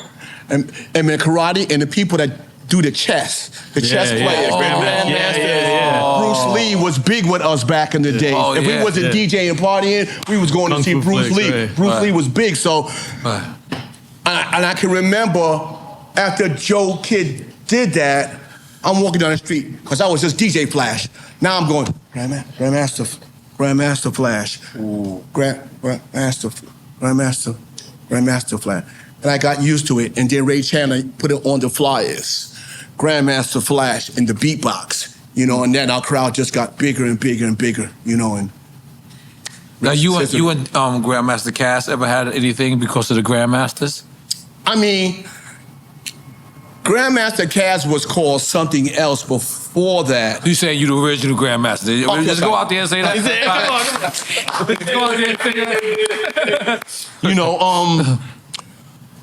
But we love each other. Of course. We ain't beefing with each other. Of course. No, right.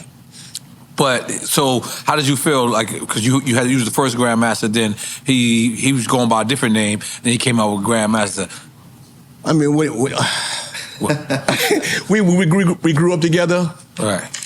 I didn't have no problem with it. It's just that I learned quickly because I was an idiot when I signed to Sugar Hill. When I got older, it's like anything you do, copyright it, trademark it. Because of what happened to him? Because of what happened to me in the record business. Oh. So if you're going to use it, if you're going to use Grandmaster, I'm going to pop up first. So there are a few people that want to call themselves Grandmaster, but they're saying Joseph Sadler is the owner of the title. Joseph Sadler's me. But you learn. You learn when you get burned. You learn. Right. And it was a time when I was ignorant. I was dumb. So you get smart after a while, and you figure shit out. You know what I mean? Right. How competitive were you guys, the different crews back then? Something, we didn't really battle with each other too much.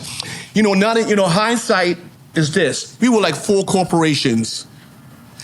Breakout had the North. Kool Herc had the West. I had the East. Bam had Bronx River. Whenever I wasn't playing, I'd go see Herc, or I'd go see Bam, or I'd go see Breakout. Me and Breakout never played together. I think that Bam and Herc played together, but I never played with Herc. Me and Bam played together, but this thing didn't become a battle thing until the next tier came. Because now people is battling for their existence. The 4 of us was already kings in our own right. We were established, so all the crews that became the understudies or became prodigies, now they're battling for this. And that's when a lot of people were going into different territories. But with the first 4, the problem why we didn't play with each other a whole lot is because the gang violence was nuts. You go into a wrong area, you might not make it out of there. So, and I'm talking about the Black Spades, the Black Pearls, Savage Skull, Seven This Immortal. is pre-Zulu Nation, because that's what Bam helped alleviate. Right, now. Right. Now we're going to go into Bam. Right. So, Bam, shopping for records, having the most beats. Numero uno. Bam had more beats. If you played Apache, he had 4 different versions. Oh, shit. If you played the Bells, he had 6 different versions. He had records, like, where did you get that from kind of records? You couldn't fuck with his collection. So, let's not look past the situation that he's in right now. If I were to do a short blurb on Bam, king of the beats, absolutely.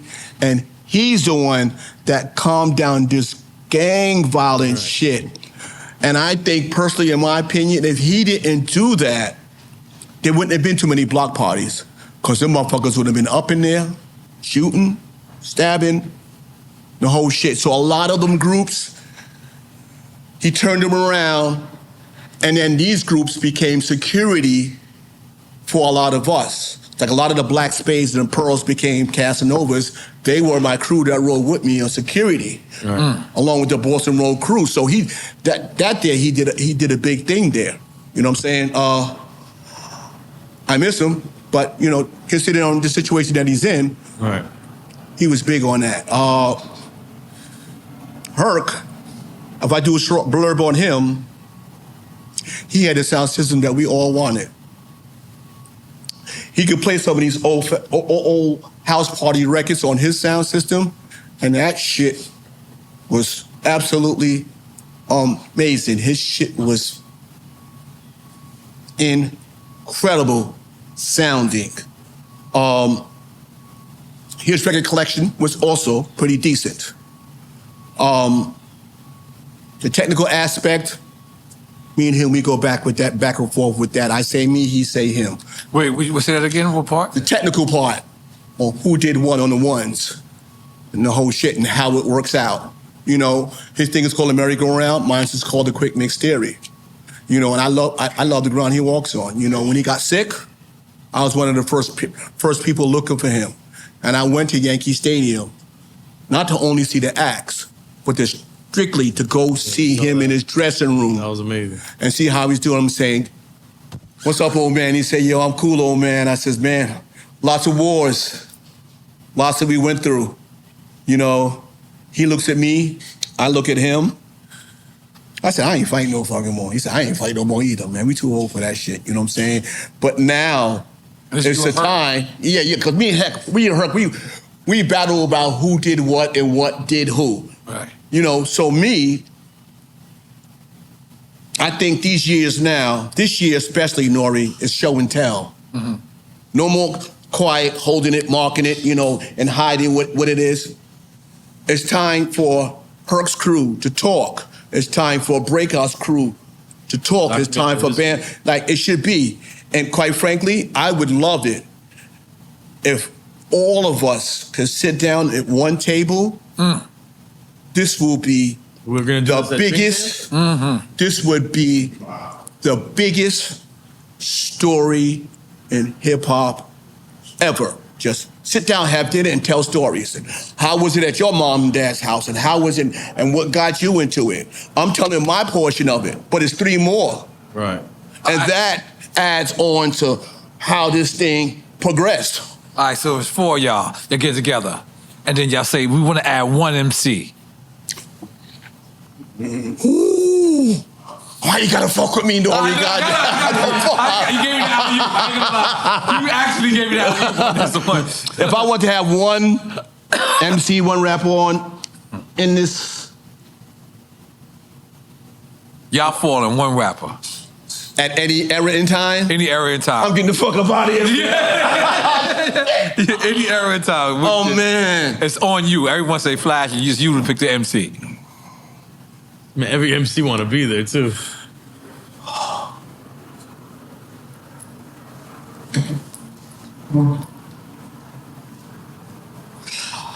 One. I'm not. Yeah.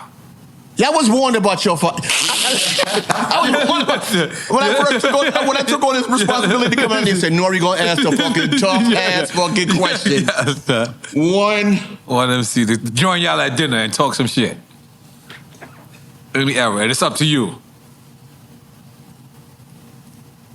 Not two, one. Just one. Yeah. Yeah. I gave you two before. Yeah.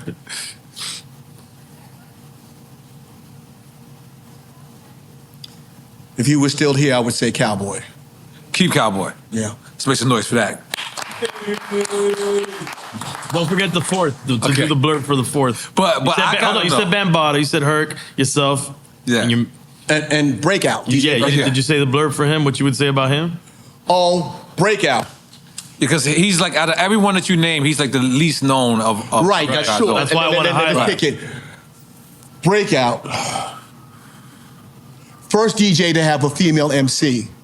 Ooh. Sha Rock. Sha Rock. Sha Rock. Big up to Sha Rock. We met her at Monster. And Sha Rock, you know, like now, I felt so sorry for us because this is a male-dominated. That was the group, what? Not no more. +1? Yeah, Funky 4+1. They pussy brown and they booty hole brown right now. I'm talking about back then. I don't know if you know. Talking about back then. Her pussy pink. She had a booty hole brown. I don't know. They running shit right now. You are absolutely correct. I'm going back. I'm back to the beginning. Like she was the only female MC that, and she had to contend with all of us. All right. You know, so DJ Breakout in the Funky 4+1. So Breakout had Sha Rock. Had Sha Rock. Wow. Sound system. It wasn't pretty like Herc's, but that shit was loud like Herc's. And if I could speak scientifically, his bass bottoms will reverse. The woofer was put in reverse, and he drilled a hole in the back. They were ported, and he had them angled. They were garbage cans, the big garbage cans with the bass bottoms. So when he played the big beat, boom, boom, boom, boom, like the bass was like dumb. It was incredible. He had an amazing sound system. It was called the Mighty Sasquatch. Oh, shit. Herc was called the Herculoids. Mine was called the Gladiator, but my shit was kind of whack. Bam's was just, I don't know what Bam's was called, but I don't think Bam had a name, you know, but these are the things that I love talking about. Right. And we love hearing it. Now, White Lines, how much cocaine was in that studio session? Y'all made the song now. Oh, shit. This guy. Let me be totally honest with you. By that time, by the way, we was looking at the lyrics coming here. Y'all invented gangsta rap. Y'all invented gangsta rap. I don't write lyrics. So Flash, he's trying to take us out, but it was Grandmaster Flash. Okay, so like we were probably the tightest unit in the streets. Mm-hmm. Me and the five, you know, with Disco B and Easy Mike. Then when we got into the record situation, and I realized that we weren't in a great situation, I was the first one to want to leave. But it didn't happen that way. So from the 6 of us, 3 went with me to Elektra, and 3 pretty much stayed back. That record was on its way to being made. We left by then. So Mel and the rest of them made that record. So that's actually Melly Mel's record. Wow. I'm not gonna lie, whenever I'm at a white industry party and that record come on, I know the white people about to go crazy. I know they about to sniff on some shit. It's a great song and Melly Mel's a great writer, but by that time we had split, you know. And that was his record. You found that sample, the Cavern? Of course I did. Yeah. Right. So it's still your record too. Yeah. Because people credit that to some say reality rap, right? Some people say that's the first song that details reality rap, and then some people outright say that is the first message. The message. Oh, the message is what you're thinking about. I'm thinking, but I did both. No, because White Lines. But the message was first.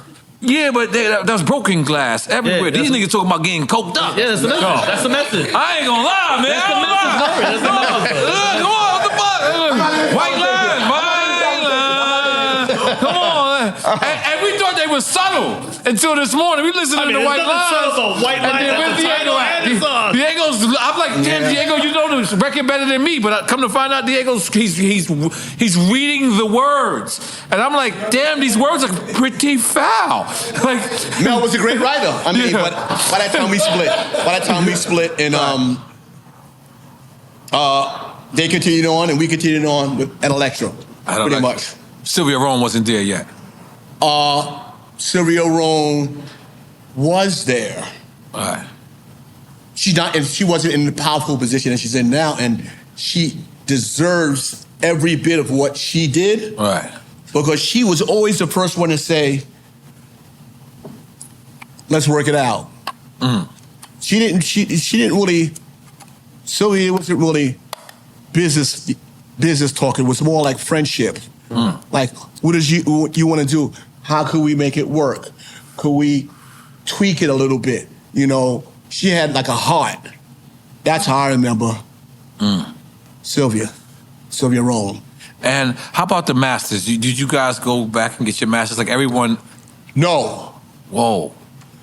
So, yes and no. That got a little messy with the record label and the group. Because, because after a while we broke up. We all went out in separate ways. I went on and did what I had to do. But then we got back together to figure out how we could make this happen, because new world now. Shit could be played on things like Spotify and all this. It's all these new lanes and the whole shit. So we had to get together and figure out how we could. So we got a company who handles that right now. So we get royalties coming in. You know, I get a couple of checks now, finally. So it's not bad. I do think if I had understood the business back then, things would have been financially much better now. But you live and you learn. You know, there's some things you know. A lot of things I'm perfect at. That type shit, contractual and legal and this and that. Didn't have a clue about that. But now our shit plays, we get paid. And Rick James was the first person to tell you, because there's like rumors, like even of Prince, like not wanting to deal with artists who didn't own their masters. I didn't know that. Yeah, he didn't want to deal with artists. Like not deal with it. Like he didn't want to like Nas. It's a famous story. Like we asked Nas, like, what is the person that turned you down? And Nas said one time he asked Prince to get on the record, and Prince just asked him, "Do you own your masters?" And then Nas was like, "No," and he was just like, "Yeah, well, get back to me when you own." So he knew what the game was like. He knew this is back then. You got to remember, Prince been dead like 22 years. Like, right? I'm not. He said something like, "I don't want to put the executives at the level. I don't want to put their kids through college. I'll put yours." That's hard. That's hard. Like, you know what I mean? Like think of how young Prince was, and think about how much he must have, like, Nas, my brother. Think how much he must have fucked Nas up. But you don't expect that answer. Like, yo, can you do a record with me? Yeah. Do you own your own masters? Because you know what I mean? Like that's probably like the smartest answer you could probably answer with. Yeah. So whoa, I didn't know that about Prince. So, I didn't know. Did you feel that about Rick James? Because like Rick telling you, like, yo, schooling you about publishing, was that like that type of incentive? I knew I was in trouble after I talked to Rick, business-wise. I knew... Cocaine and all that. Rick still knew his shit. I knew we was in deep shit. You know, learning the business. Because we learned the business too late. Right. Wow. We was really young, so... but I'll say this again. With the work that I put into this... That's why I say, birthday, I don't give a fuck about it. On death day, what am I gonna leave behind for you younger people? Left behind hip-hop. Yeah. Yes. Nah, because, man, so I'm gonna just tell you, man, like, you are, like, I'm gonna read a message, and y'all tell me, and I want to talk about some people, man. Okay. You got to return whatever you set something up over there, too. Yeah, get me to do something. Get me to do the analog version. Yeah. This is someone, he says, Grandmaster Flash, to not hear his name mentioned in the Crazy Legs was disrespect. FYI, Kurt cannot DJ as we do today. He cannot blend records. Flash invented turntablism as we know it today. There's no debating this. Flash invented the slip mat. Yeah, I'm getting ready to show you that. About that. The Yes, we are. which required a slip mat and the art of juggling, a record to seamlessly extend a break which allowed a rapper to rap. Cowboy was the first one to do it. Herc and Bambaataa did it like Jamaicans. I don't know if that was like a shot. Yo. No. They were not Jamaicans. Yo, hold on. Let me finish. He's Bayesian. Oh. Did it like Jamaicans did. I was born in the Bronx, though. Yeah. Herc and Bambaataa did it like Jamaicans did. They just chucked records and breaks on without blended. Herc refused to learn how to juggle Flash style and has advised Flash to this day. Flash can tell you the story himself. You need to interview him. He's the godfather of hip hop. Herc was the godfather of hip hop party. Bambaataa had the streets. Ooh, big. Big. Let's go to I got deep. You got deep. I got deep. Yeah, I got deep. And who you said this? I don't know what I'm supposed to say. They took a shot. What? Yo, what do you think about that? Hold on. Whoa. Okay. You got deep. Let's go to the slip mat. Yo, Okay. Give me the Okay. enemy. Okay. Ladies and gentlemen. The enemy. That's the enemy. That's what comes with the turntables. Don't cut me off. I want you to cut me off. So, when you first buy the turntable, it comes with this. And I must tell you, ladies and gentlemen. Okay, Mike, move in. I do not, to this day, 52 years later, I don't understand what the purpose of this serving. Because, like I told you earlier in the interview, the disco DJ had a long runway. Our runway was really short. Right. So, when I... Move the microphone closer to him, guys. So, when I put the record... I'm saying to myself, I gotta get to the beat quicker and connect the duplicate records quicker to make the seamless loop. When I put the needle down, because this is the right way. But she's being sarcastic, guys, when he says this is the right way. Yeah, this is the right way to DJ, because that's the way DJs That's the way they were doing it. That's the way they DJ. But when I started figuring out, when I looked at the record, I knew to myself, Flash, it is fucking impossible. Because you look at the record, this shit got 10 million grooves. How can I pick the arm up and hit that spot every time and keep it seamless and smooth? It's impossible. And that's when I started thinking to myself, I have to learn how to play the turntable the wrong way. I have to go outside of what the norm was according to the disco DJs and the non-disco DJs that were heavy on the tone arm. And my first move was to study the components. The cartridge. The cartridge comes in two classifications, ceramic and magnetic.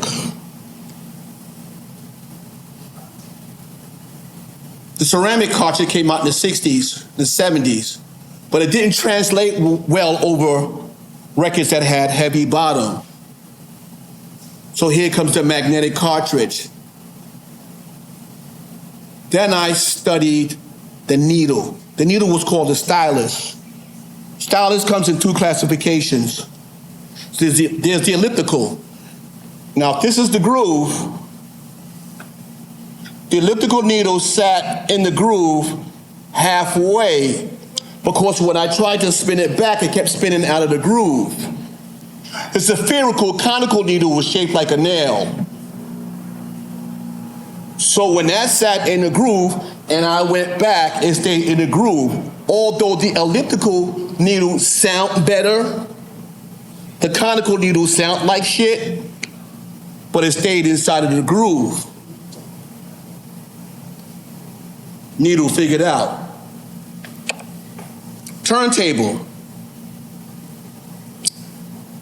I went in the backyard, took as many turntables out of this brown box stereos that was in the backyard, Magna box, Fisher Price, Zenith.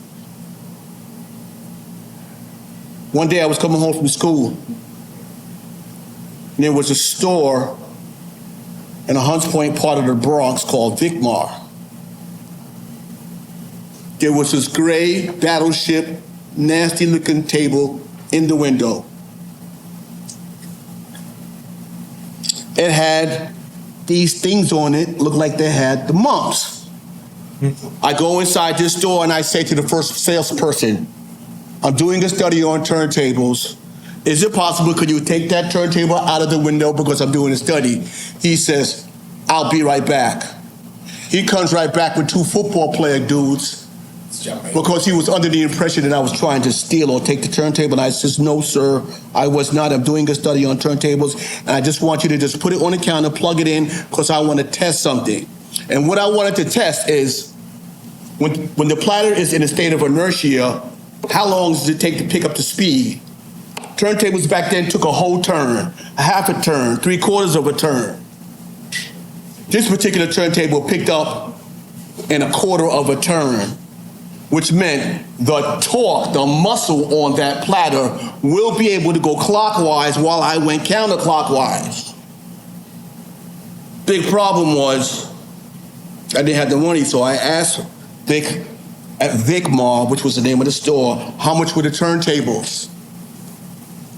He says they're $75 a piece. And I looked down at the company. I never heard of it before. It was this little label called Techniques.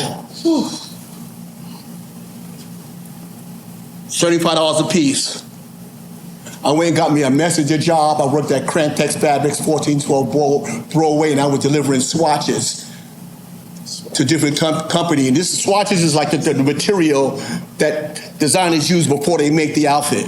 I also used to go to the supermarkets, and any elderly person that needed help with their bags, their groceries and stuff, I would help them to their house. So I had to make $150 to get these 2 turntables. And when I finally got them, and I got them home, there was this big nasty rubber thing on this. Now in my mind, I'm already saying to myself, I have to be able to go counterclockwise. And when you try to go counterclockwise with that, you will notice the whole platter's going counterclockwise. I'm like, no, this is not working. My mother was a seamstress. I watched her make our clothes. Polyester, rayon, silk, cotton, leather, suede, felt. Give me that case, baby. Felt. I remember felt because in grade school, we used to cut out letters. And if you cut out letters looking really good, you get 5 stars, you bring it home. Mommy would like, love you. Open that up.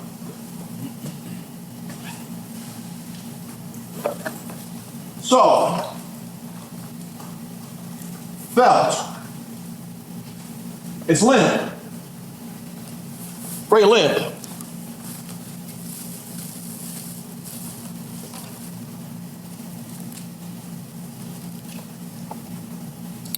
This became the enemy. Out of here. Out of here. When mom wasn't looking, no, before mom, I ran to the material store because I used to watch mom make clothes. I'm going through the aisles. Polyester, rayon, cotton, silk, felt. I bought 2 pieces of felt that was the size of 2 albums. And it was very, very limp, the felt. So when mom wasn't looking, I took this spray starch and I sprayed it on what I call the wafer. And I called it a wafer, ladies and gentlemen, it's because during Easter, mom used to get us sharp and take us to the neighborhood church. And I don't know if you guys know about this, but during Easter they give you this little white wafer thing to eat. I called it a wafer. And when I ironed it and I put it on the turntable, I called it a wafer. You need other ones today. But there was one component missing. Let me get that part. When I put the wafer on top of the platter and I put the record on top of the wafer, there still was a degree of resistance because I could feel it. My sisters or my mom used to make these chocolate chip cookies on this type of paper. I cut out the circle amount of it, and then I put the wax paper on the platter, and I put the wafer on the wax paper, and I put the record on the wafer, and now no resistance when I went counterclockwise. Problem solved. How long was that process? Give me a second. 4 bars forward, 6 counterclockwise. This is where I got stuck, and this is where I almost walked away. When I walked away for about 2 or 3 weeks, I got stuck. Why is it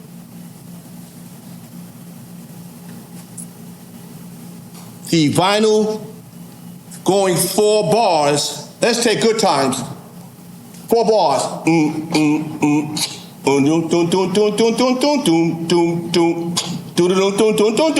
4 bars. So statistically, it takes the brain 4 bars to understand a new song. So for me, the problem for me was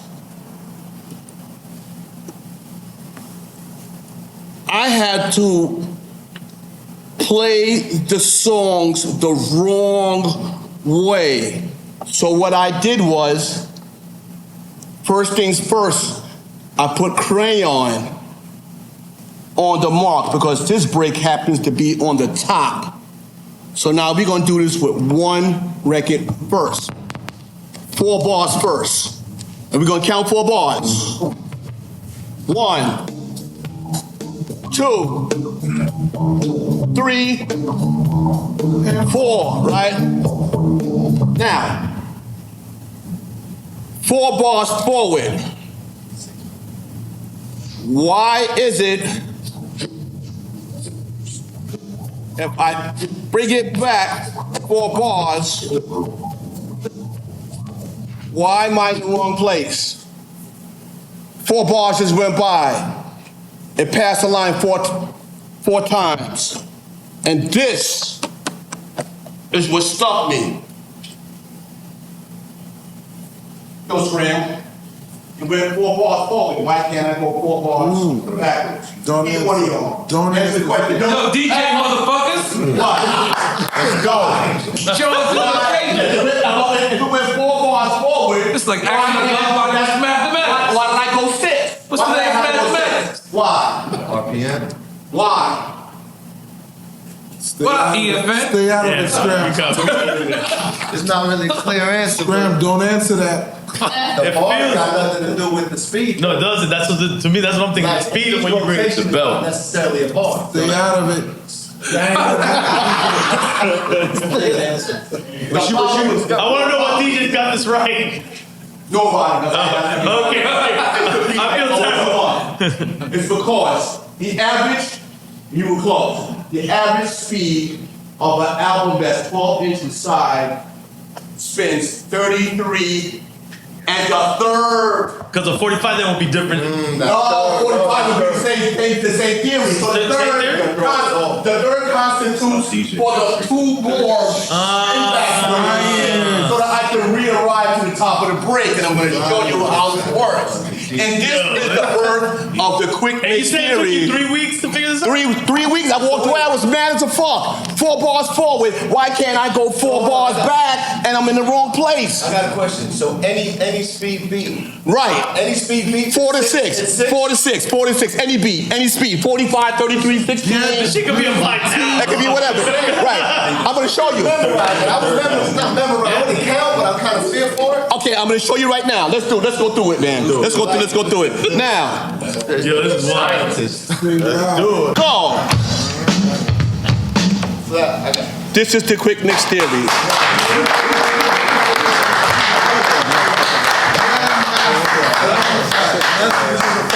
That's because it was a faster BPM? No, it's because the drum beat was so short. Double time. Okay. So because most of those were similar BPM, so my question is, would that apply for a 120 BPM, like a house record or something? Or that? I'll try that. I never tried that, but it has to be 4 bars because 4 bars. The bars and not the beat. Four bars. Like this device is this device is static. So 4 bars on a house record will still be 6 counterclockwise to get back to the beginning of that particular section. Should.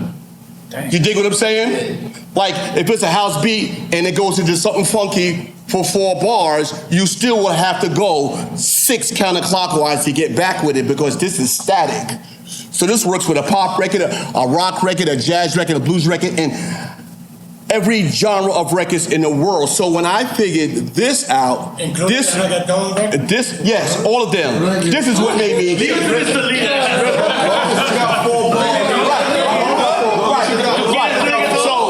So this is what made me dangerous. This is what made me dangerous, and this is what made DJs had to go back and retool because they all. And I'm gonna try. This is what I call. Let's use 7 minutes of funk. Let's use that. Heavy on the tone arm. I don't give a fuck who you are. It is impossible to do what I just did by just doing the tone arm. Right. Now you have no control of the record. Right, yeah. Transition. The law. Come on, talk. No, don't talk in private. That's it. I was saying the signs between the needle drop. Like I've seen like whatever DJ scratch or like bringing it back. Now needle drops. Needle drop something else, but what's the signs for that? This is DJing the right way. This is DJing the right way. You don't put your hands on a record too much. Scram. We break the law.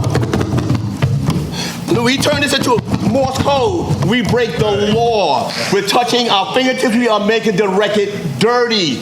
We're putting stress on the platter. This is breaking the law. And it took me almost 3 years to break the law. And when I did this, when a rapper is in front of me, he's in good hands telling his story. And this is when the rappers the producers who were DJs, they knew how to take a seamless loop and put it into a machine and then produce the shit out of the fucking beat. So when people like Nori walk in and say his raps and get out, he's in good hands. Producer going to complete the mix. And you know how a recording console, it's like 52 faders. It's a lot of fucking work to put a record together. This is the type of shit that I'm talking about, Nori, that needs to be talked about.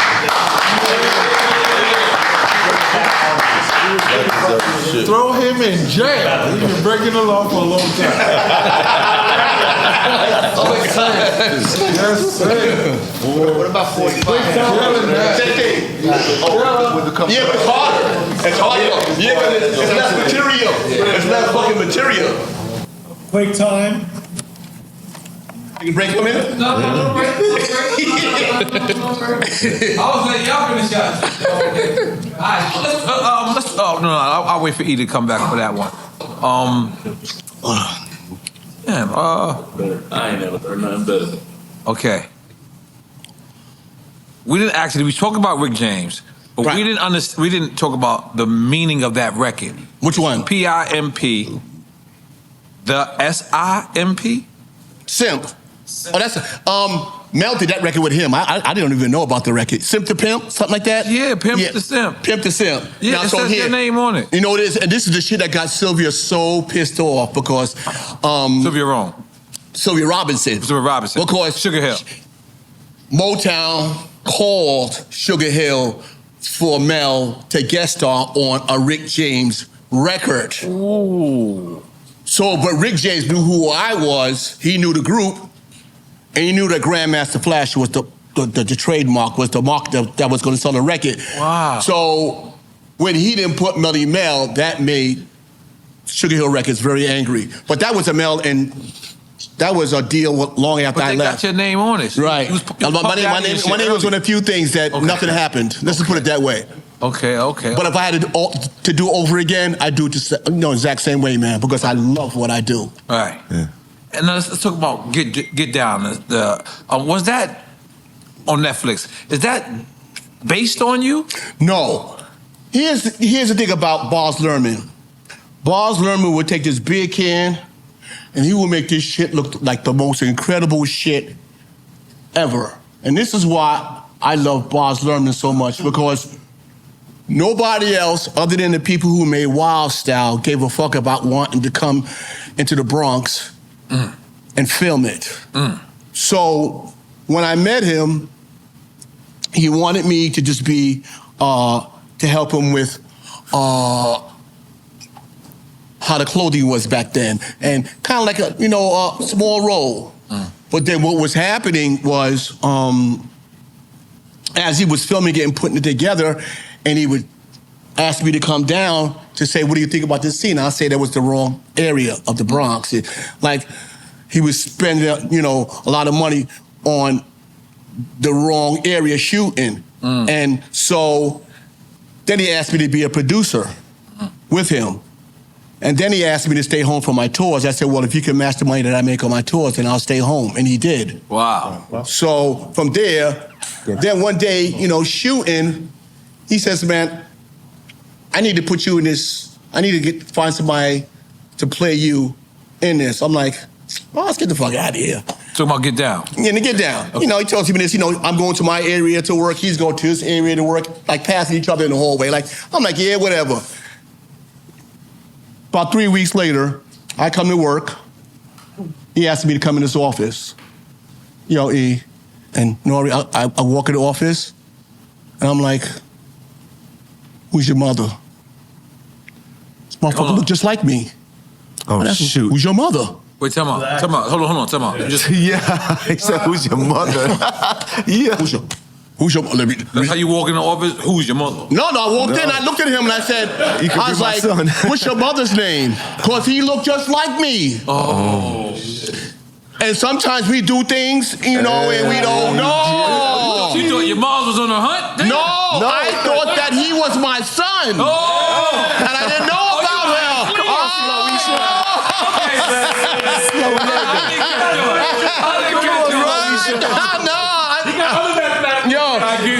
So Boz, he's too smart. He's too smart. So Boz got his, he said that shit to me in passing in the hallway. So I didn't take that shit serious. And then he says, yo, Flash, come in the office. I want you to meet somebody.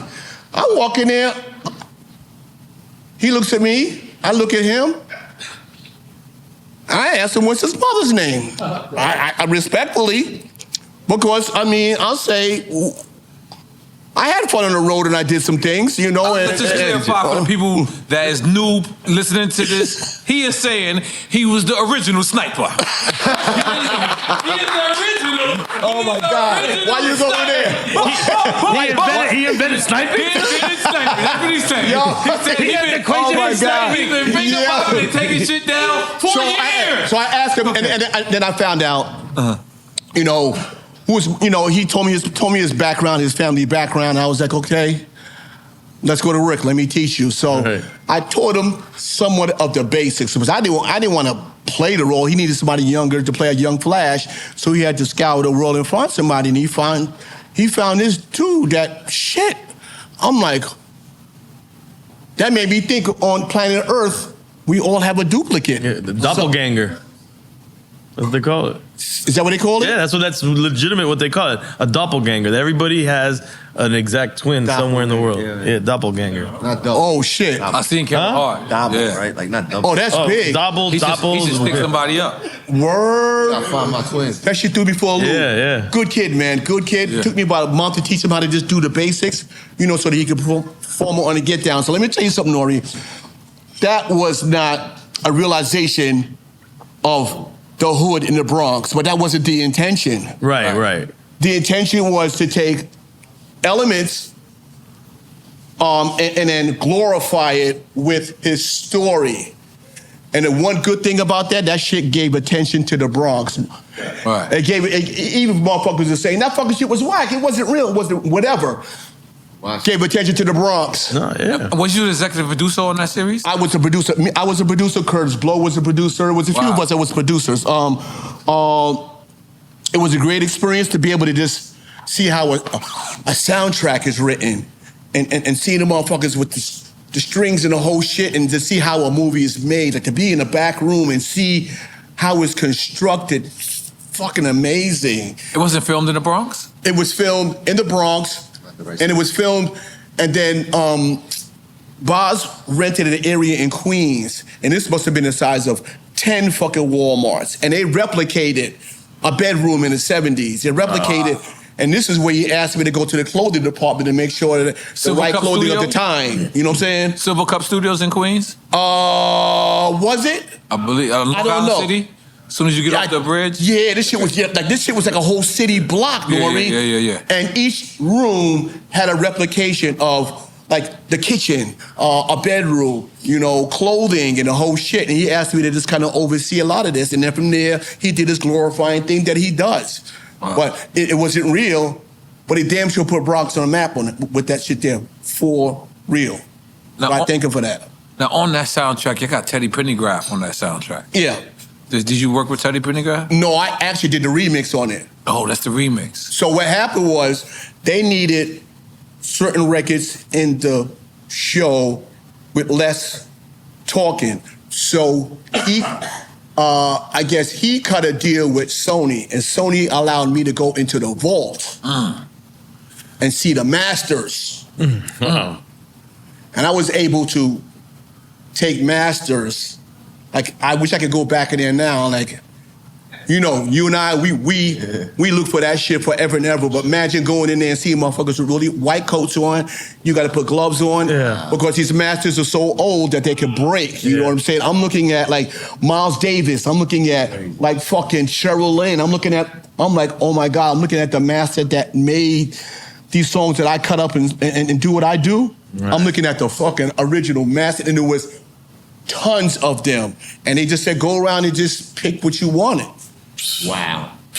And they're gonna let you open it up and no, they just said pick what you want, and then they baked the copy. Oh, you can't do the stems. You can't say I need a bass line from this or nothing. No. They gave me a bake. We're asking for a lot. And then they took it to the studio, and they let me do it, and they took the stems back because of course they don't want us to have that shit. That's a museum. Yeah. So that's pretty much that, man. You ever met Prince or Michael? I met Prince when I did the Chris Rock show. I was his music director, and to sit down with him and just talk to him about life. Very low speaking, very calm, very intelligent. That shit blew my motherfucking mind, man. To see that shit, man. Prince. Yeah, Prince. And high heels. I never got, because he's a little guy. He's a little guy. You know, so. He was wearing heels though, man. Those platforms. Fuck, man. Whatever it was, he was a great fucking artist. You know what I'm saying? Yeah. That was the shit back in it. So doing that, you know, I got a chance to meet, you know, that's probably when the first chance I got to sit and talk with Jay-Z, because he came on the show. Wow. You know, so it was quite a moving experience to learn TV. So I've been behind movies and I've been behind TV shows. And I remember when the Chris Rock show was on, the shit was supposed to be just a pilot. But the shit went 5 years. Wow. And then on year 5, we both said, let's jump off while the shit is still hot, because sometimes you could do a sequel, and the shit just get whack after a while. So we jumped off when the shit was hot. It's pretty cool. Let's talk about Beat Street. B Street, that wasn't me, that was Mel. 12-inch single vinyl version? Get the fuck out of here. No. Damn, yo, you got your name on everything. Yeah. I ain't gonna lie, your name is all over. Nori, the business did what the business did. I'm much smarter now. Right.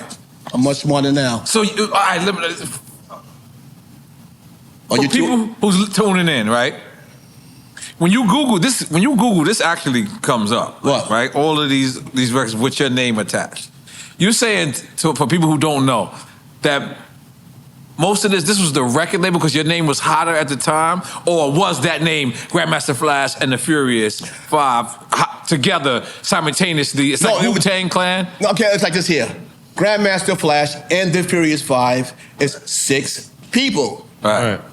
Grandmaster Flash was hot from the streets, made hot by the record label. And there was a time when I had to go in to court to fight for my name because it was getting a little bit out of hand. Wow. I think at that particular time, I lost everything. But when the day came when the judge says that this marriage has to be ended, and Joseph Sadler's awarded his name. This is the courts downtown with the white steps. Who was fighting for your name? The label? The label was trying to keep it. Right. So when the judge awarded me, and what label is this? Sugar Hill. Sugar Hill, yeah. So when the judge awarded me my name, I ran out the judge said it in judge terms, and my lawyer's looking at me like, what's the matter with you? You just got your name back. I ran out of that courtroom, and the way the courtrooms are is like the white steps. Mm-hmm. I fell down on my knees, and I thank God, and I was crying like a baby because all I wanted was my name back. Right. Whatever you took from me financially, okay, fine. Please take that, because I think at that particular time, I had done enough imprint in the business, in our little business of hip hop, that the world would take me in. And they did. So that's when I started all over again. I started in clubs, and I started playing alone. And I took the theory to the next level. And 18 years later, here we are. So it was rough. But you know, there's faith and there's belief. And I'm very spiritual. I'm big on God. You know, a lot of things that I do.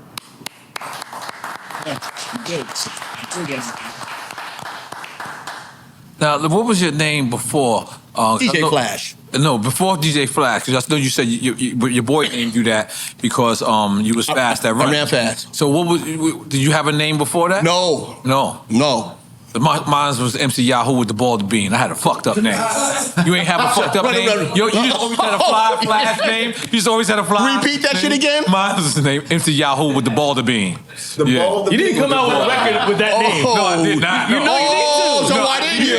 You need to. That's your street mixtape. Oh, shit, that's big. That's fucking big. You always came out with Flash? You always had the Flash? Yeah, Flash, yeah. Okay. That Grandmaster was put in front of it, you know, but other than that, no, I wasn't nothing else. Right.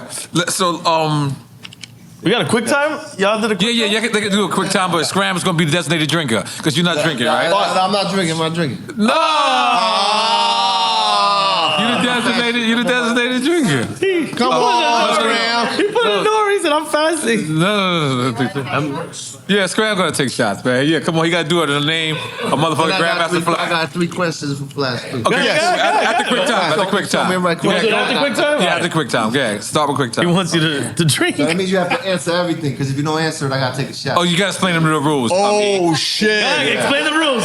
Explain them. He's going to ask you one thing or the other, some controversial. A question is that's one thing or the other. You're making it more complicated, bro. Yeah. It's just we're going to give you two names, 2 things.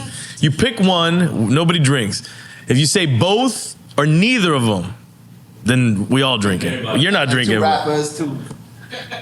You'll see. It's so easy. But just answer everything.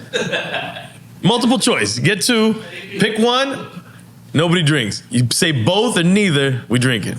We drinking with you. You'll see. Well, we you drinking ready? with. You ready? Here, Scram. Let me give Scram I'ma start this one his shot glass. Come on, By the way, can you just be easy, man? Can you just... These guys write it. It's not me. Okay. Y'all ready? Come on. You gotta ask her for it. You guys been having side Jamie, side get classes. tequila. Liquor, you forcing me. Yeah. What you drinking? What you drinking over there? I'm not. The fuck, bro? I'm not. Live my liver for 8 You ain't drinking? Yeah, I'm with you. You said you ain't drinking, so I'm with you. I want to stay with you. Oh, then I'm not I won't be able to Come on. do that I'm if I drink. Yeah. No way. All right. Melly Mel or Keith Cowboy? This is what I'm saying. Load up the Scram drink. And this is actually a positive thing. We want to talk about these people in a positive way. You can pick them. It's not that you're dissing one or the other. Yeah. Where's Scram drink? Melly Mel or Keith Cowboy? Yeah.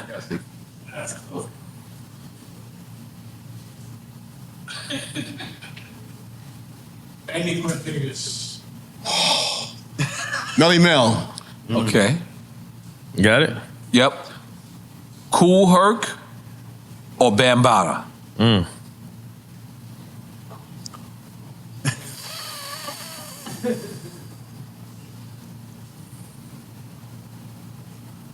Oh, man.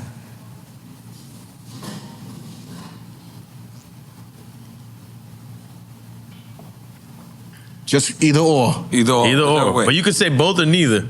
Both. If you say both, Scram drinks. Where's I'm sorry, man. I'm sorry. I'm sorry. Oh, I get it now. I'm sorry. Yeah. Love and hip Yeah, well, look. I'm sorry. Yeah. I'm sorry. It's like we ain't going crazy. I got one. Hold on. Let me get. I'm adding. I'm adding. Oh, to it. adding? Okay, Yeah. cool. The B-boys or the MCs? Started with these. Oh, man. Scram, I really love you, man. You can't lead the witness, man. You gotta let him just. Both. Go, Scram. Come on, Jamie. I'm sorry, Scram. I'm sorry, right. man. Houdini or Run DMC? Y'all set me up like oh my God, man. Master at this shit. No, but these guys come up and this guy doesn't even speak English. Run DMC. Run DMC, that's cool. All right. You got it? The Beastie Boys or Fat Boys? Oh, the Beastie Boys. Red Alert or DJ Breakout? Oh, shit. I'm sorry, man. Both. Go ahead, Scram. Scram, jiggity. Dale que tú puedes, bro. I don't got no line. I don't got no chaser. Yeah. It's drink champs. It's not yeah. nice champs. Damn. Biggie. You want some water to go with this? Biggie or Big L? What is this, water? Yeah, that's water. So if you want to chase it, that was some water. Well, you said Biggie or what? Or Biggie or L. Big L? Big L. Curtis Blow or Slick Rick? Both. Go ahead, Scram, jiggity. You supposed to be doing. Let me ask you. Yeah, eventually. I'm drinking the Eventually. alcohol. Go ahead. Look, you the guest. You the guest. We got to cater. Go ahead. I guess And Look, I'll do shots with you. I'll do some that's shots right. with you. That's right. I'm not that's gonna do them all, right. but Yeah, come on. Get that tough You need to alcohol. relax. You need to relax. Get that tough alcohol going. Let's go. This is 2 minutes. oh my God. Only because this is an honor to be drinking. That's right. Thank you. Crush Groove or Beat Street? Crush Groove. Damn. Ooh, the next one. I know we drink Thought it. you would have went Beat Street. Let's see. Primo or Pete Rock? Both. All right, but don't lead the witness. Don't throw out things out there, man. I'm gonna go both. I knew you was gonna say both. Yeah, both. Oh, I'm skipping in between. George Clinton or Rick James? Bitch! I don't know why. You gotta say that. You gotta say that part. You gotta say that. Both. Both again! Sorry. I'm sorry, man. I owe you one. I'm sorry. Damn, Flash. Curtis Mayfield kinda with or you. I'm kinda James with you. Brown? Oh my God. Just pick a better one. A better sound. Yeah, you gotta say both. I have to say both. You have to say both. Go ahead. Look, I'm with you. Scram, Like 7 shots. That's okay. It's tiny shot. And you're spinning tonight, right? Yeah. Woo. Yeah, spinning little. I gotta tell you, man. I'm high as fuck. I haven't fucked with no motherfucking weed in years. I'm fucked up right now. This is a Drink Champs favorite. Oh my God. And we see other shows taking this question. We don't mind. my Show, God. Quick time. just show us love. Yeah, a lot of shows. Y'all We've seen a doing lot of quick shows. time, man. But it's all love. It's all love. It's all love. But this It's is all one love. of our favorite fan goodies. DMX or Tupac? Great question. I ain't gonna lie. God, I don't even want these. Both. Yeah, come on. Go ahead. I'm sorry. Hey man, go ahead. I'm sorry. He wants you to have fun. I'm a DJ too tonight. But I thought it was like Don't worry about it. I thought it was a mutual. I done learned some shit. I'm here with you. I got dog. the beatbox and everything. Shots by stuff's bad luck. No, it's not. It's the 2-4 ratio. Go ahead. With somebody. Come on. Go ahead. I'm drinking with you. Hold on. Okay. Biz Markie or ODB?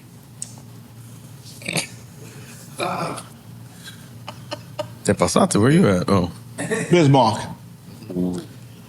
Next one's good. Analog or digital?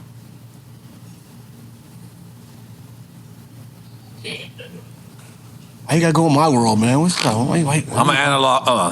Don't lead the witness. My bad. My bad, Judge. Yeah, bro. No, I did it a couple times already. I'm analog for sure. Yeah. So we're taking a shot. No. No, I'm kidding. Scram Jones or Scram Jones? All three Scram drones. Take a drink, man. I'll drink with you, Scram. I'll drink for you. And I'll drink you too. Shout out to Scram Jones. Take a shot for yourself. Oh. Okay. Look at this. LL Cool J or Big Daddy Kane? Now this is offensive because I'm thinking they're saying light skin against brown skin. I'm thinking that's what they're going with. They both lick their lips a lot. Hey, yo. Both of them. Both of them. Let's go. Go. Damn, this is lethal. Yes, I'm This is lethal. What do you need? Grandmaster Cash Sweet. or Kool Mo D? Cool Mo D. Sounds like y'all still got a little smoke. No, I love him. I love him. Oh shit. There you go. Okay. Give me some sweet boys. You got it? Marley Marl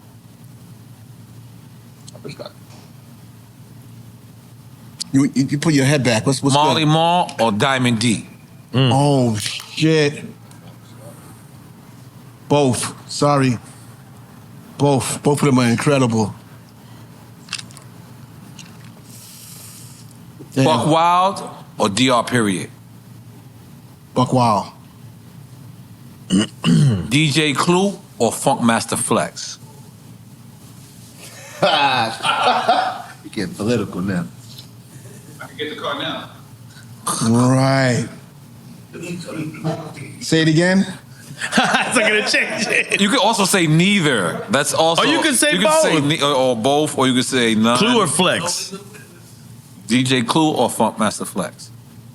He's like the last of the masters, right? Funkmaster. Both. Both. Okay.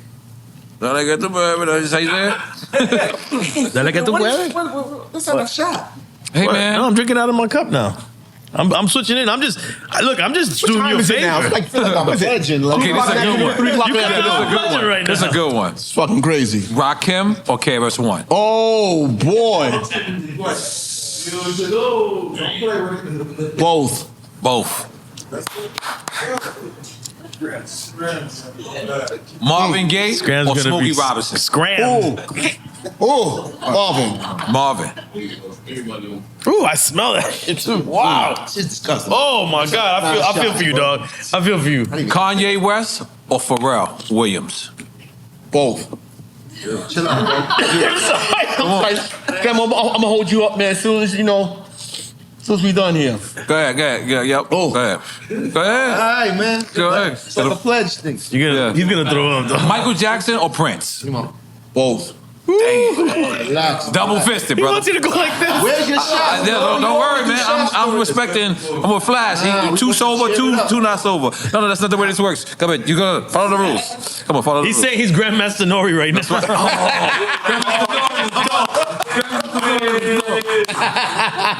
Yo MTV Raps or Video Music Box? Don't bring me no more. Video Music Box. Ralph McDaniels, we love you wherever you at. Yep. We need you on here. Yeah. Love you. It's not. It's a good question. Stevie Wonder or Ray Charles?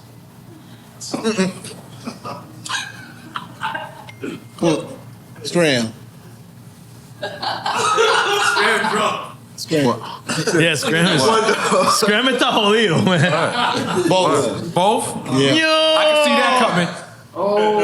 You can see that. You clever. He said, you in the DJ podcast. Killed that. What about you? Killed You do a that. shot with me, Flash? Oh God, I can't do that, man. I'll sleep for a week. All right, you ready? Lionel. You ready? You take your shot? Take it. You got a lot of shots you ain't taking. Bro, look at this. Yeah, but Yeah, but it's look okay. at that. We be at 25. Come on, bro. Come on. Oh, you right Can I let now. my body Come on. get- At least, come on. You know what I mean? Come on. I'm on to the next one. You got to take at least 2 of those. Come on, bro. You're embarrassing us. Jamie's sitting here over here. You're not even. Come on. Jamie's like, She's like this. She's like, this is the worst shot guest ever. Come on. Come on. I've never been a designated shot. Yes, 30. Yes. we have to pay for every Yes. shot forward. But where's my toast? We brought you the He-Man of the DJs. You take the shots when he say take the shots. Flash, do you want him to take the shots? Keep it real. Don't put me on. Don't put me Yeah, on like that, man. Flash, do you want him to take the shots? And I'm not the DJ. Do you want him to take the shots, Flash? Go ahead. It's okay. You came here to have fun. Take a shot for me, Take please. the shot. Thank you. All right, you ready? About tequila. His liver suffered so we could be here today. Okay. Tequila. What do you give? Lionel Who likes Richie. tequila? Not me, bro. I ain't serving your drink. Hold on. Lionel Richie or Teddy Pendergrass?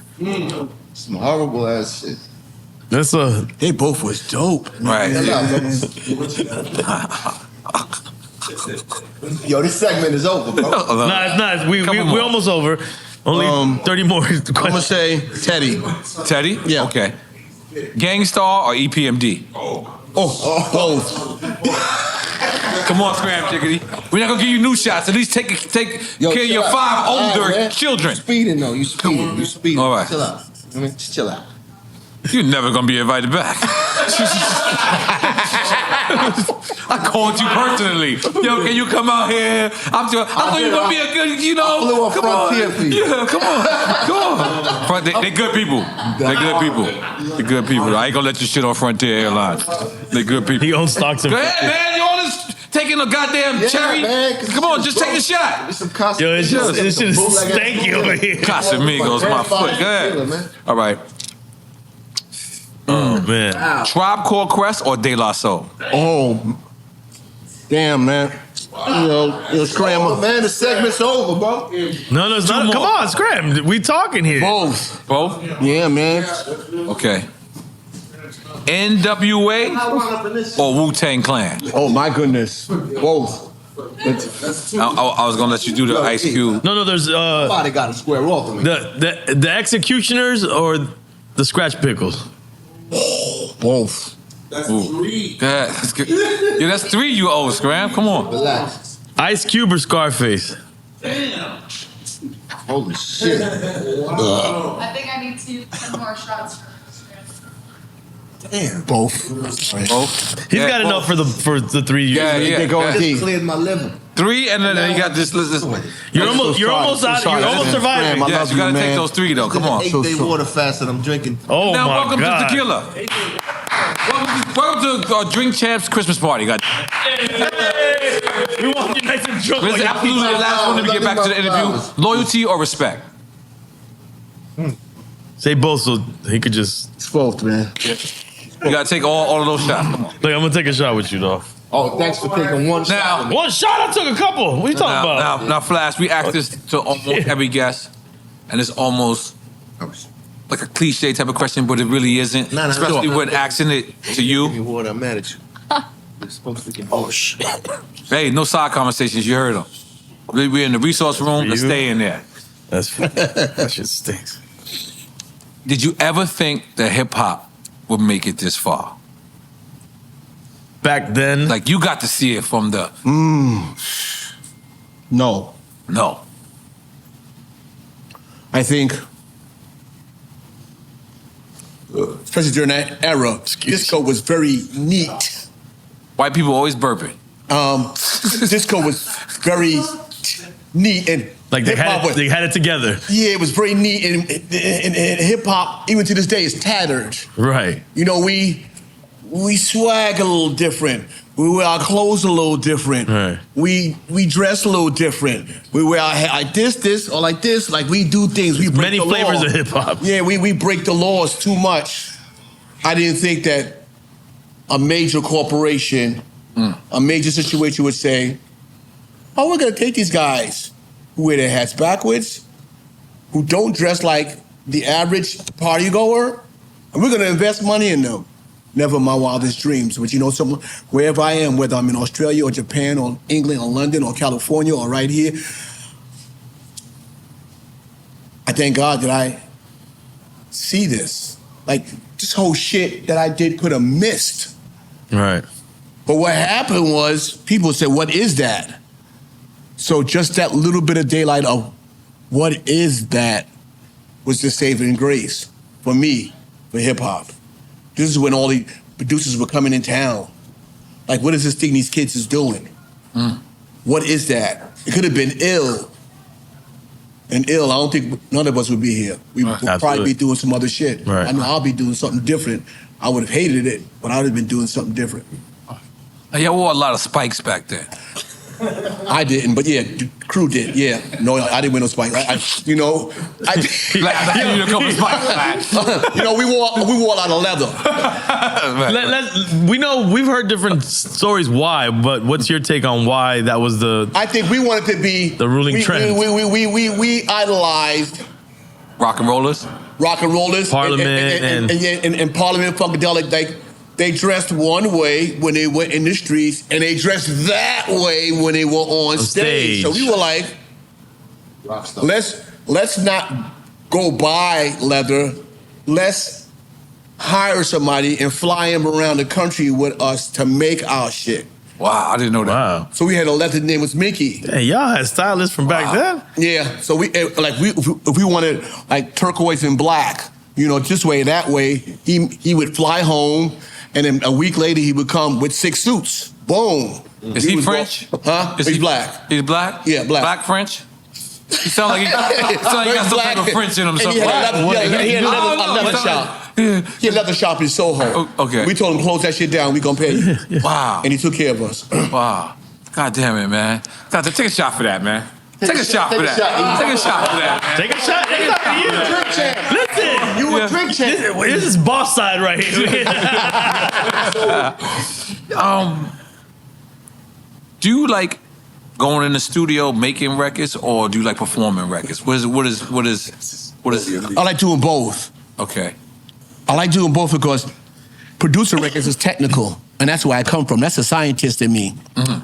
But then the performance side of me is the other side. All right. Playing. So I would say both, Nori. Okay. I say both. Let me ask you, because like the way you broke this down, this was very scientific. This was very biology. Like this was like a science project, right? How you broke it down. But then I got a lot of friend DJs that's dumb.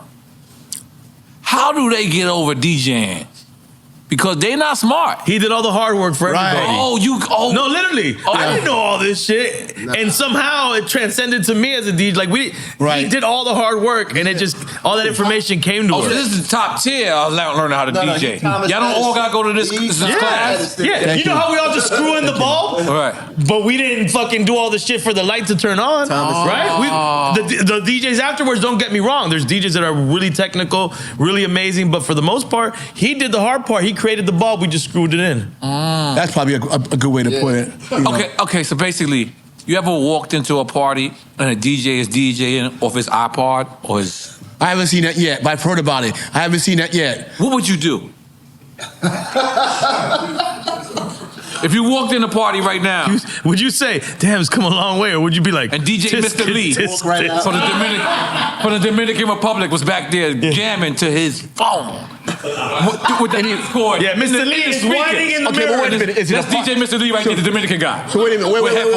So that's DJ Mr. Lee. So let me ask the question, would it be like a party with people dancing and stuff? People's dancing. And he's DJing. Yeah, but he's looking in the mirror though when he's doing it. gotta look at myself in the mirror. Yeah. Because I can imagine you doing that. You know, too. You're like, I say to myself, What would you? Yeah. I'm a scientist, right? And I'm always wanting to see people push the envelope.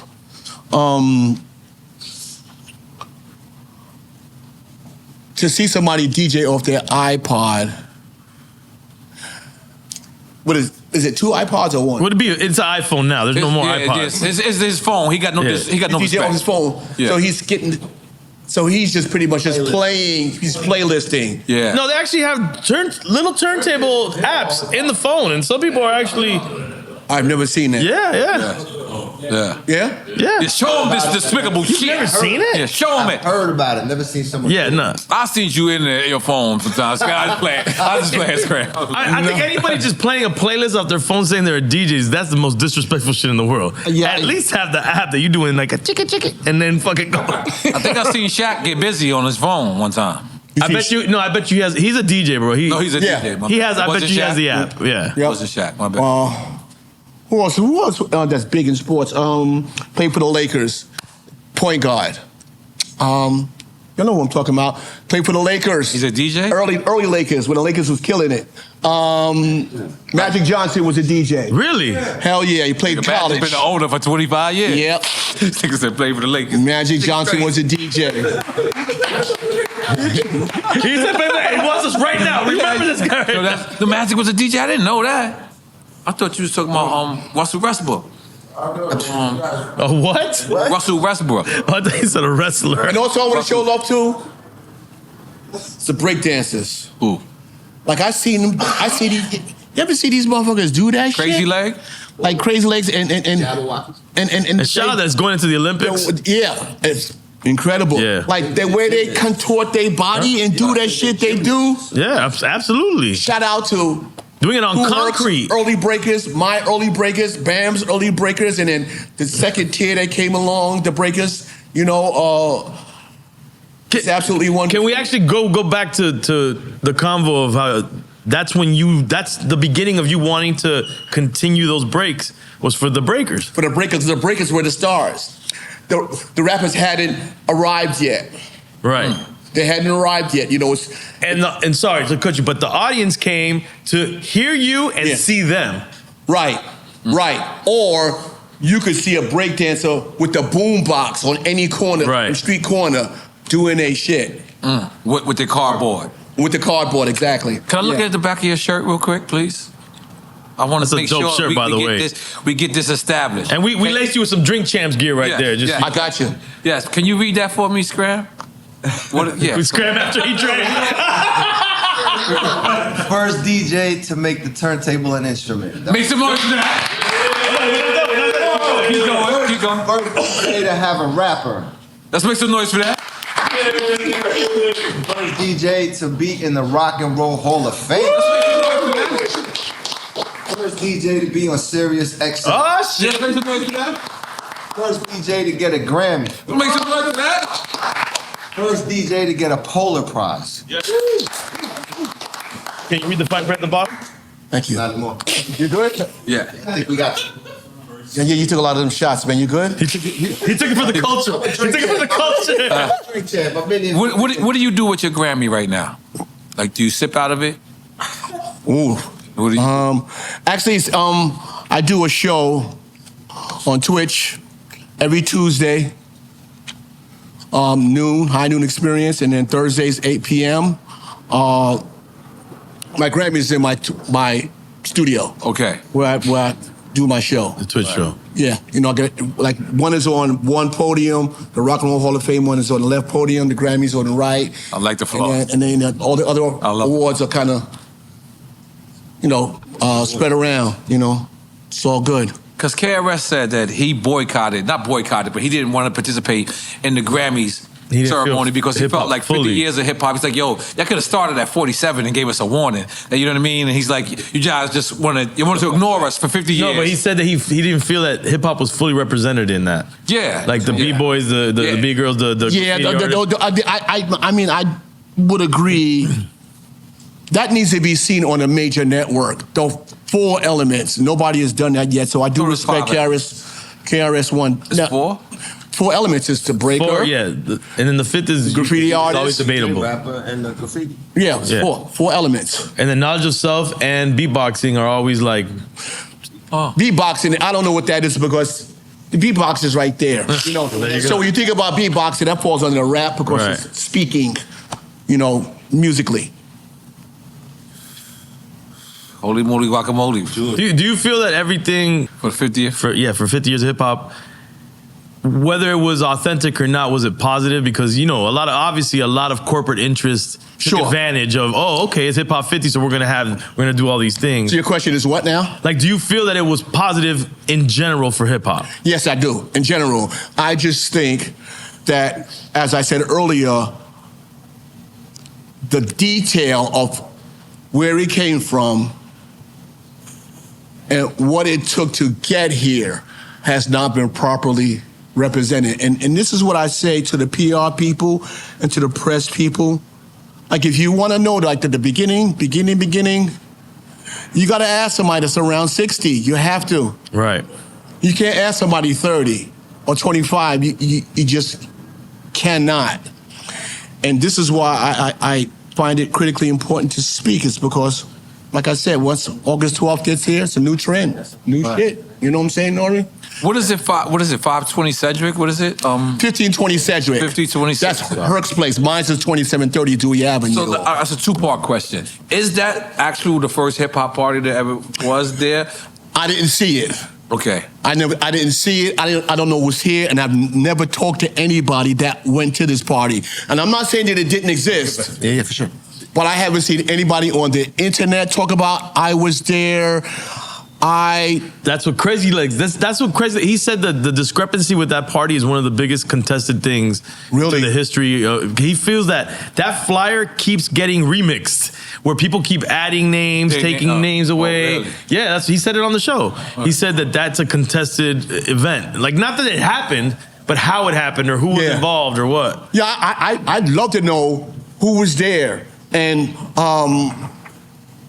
how'd the party turn out. How many chicks was there versus guys? What were you breaking? Like, I want to know that too. Like, I want to know the merry-go-round. I want to know what their technique of Minds is a Quick Mix theories. I'd love to know, you know, what was that first party and what's the merry-go-round? When did you first hear about that party? Like, when was it first? Like, when did people start saying this is the first party, identifying it as the beginning of hip-hop? Wow, that you remember. Because that's crucial. You would be the one to tell us, because we wouldn't know. That's way before our time. Right. You would say, hey, you know what, guys? I really didn't remember this being talked about as much. And that's kind of like what Crazy Legs was kind of talking about. I don't know. Remember what he said? I can't remember. Because it's all rallying around that point. That's why we're celebrating 50. Right. But then if we're going to celebrate 50, then we got to talk about the party, who was there, right, where it was, what happened. And this is, you know, this is probably why he's saying that, you know. Like, I would respectfully love to sit down with Herkin, you know, sit down with his crew. That's why it's crucial that he does what you're doing. It's extremely important. Right. And I can tell you, even on my streams, I have people who were at my parties in the beginning when I was nothing, that will tell you what my party was like. They remind me of shit that I forgot about. It's Cookie Monroe, Anna Monroe, Jacqueline Tucker. Like, these people, they're still here, and one of them actually works with me in my company that remembers shit that I totally forgot. And this is what's really critically important, because that kind of verifies. When you got the layman's and the party goers saying, yep, that shit was true and it's verified, I'm still yet to hear, and I'd love to hear, who was at that first party.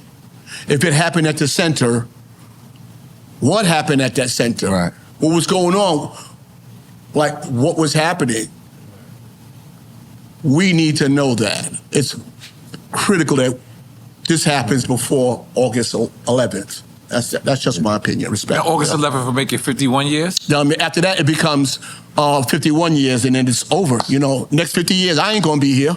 You know, so. Do you think, because I remember that was another thing that Crazy Legs was pointing, was that hip hop is older than 50. Yeah, he's saying because, and DMC said this. He said Yeah. documented hip hop we can call it 50, but he said hip hop was happening before that. That's what even DMC was saying that. Yeah.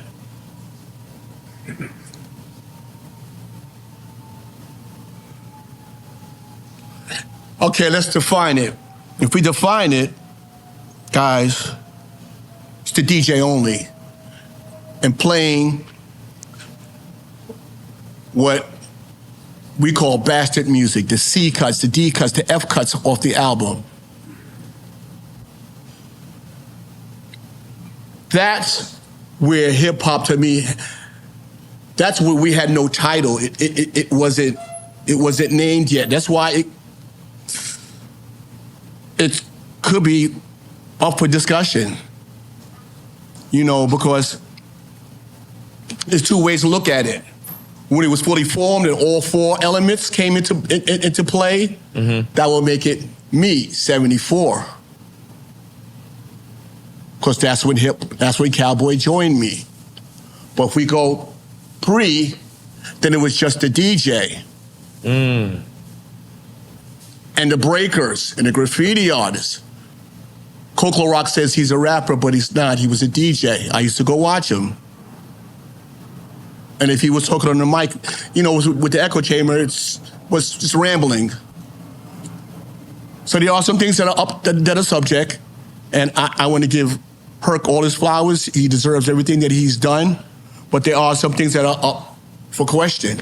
And I think either all of us or one at a time, like Coco Rock, Timmy Tim, I think he's passed away. Clark Kent, the original Clark Kent. Right. You know, the twins, you know, they got to start speaking. It would be great if it would be a lot of you guys together, because you could cross-reference, debate things, and hash it out in that moment. Speaking on cross-referencing, Wikipedia.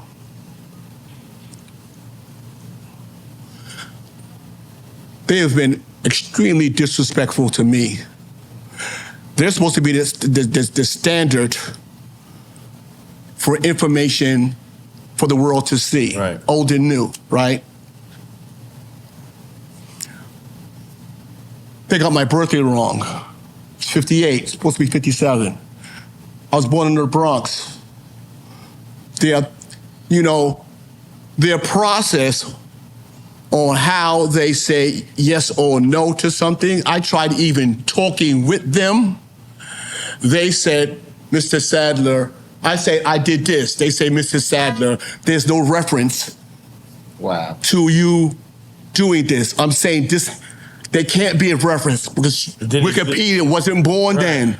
So you mean to tell me all these things that I'm telling you that I did, and they kept just, as we was talking with them, they kept knocking like, no, you can't. The beatbox, no. The cutting, no. The quick mix theory, no. Wow. So Wikipedia is saying to me, there's no reference to this stuff. Of course there's no reference because I didn't talk about it. I didn't start talking for a long time, and I'm gonna tell you why. Because talking these things and this math is geeky. And for a long time, geeks weren't cool. Right. So I shut the fuck up for a long time. Now, geeks rule the world. I'm talking.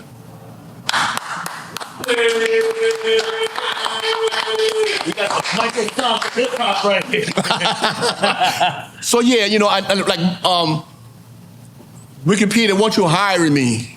Yeah, Wikipedia, hire motherfucking Grandmaster Flash, please. Right. Yeah, hire me. I can really help you with, especially with the historical area and your process on how you say something is credible versus something that's not. Because they allow people to go in there that are like Wikipedia approved to input but stuff. It's like they like how can they? You can't for yourself say that's wrong. Right.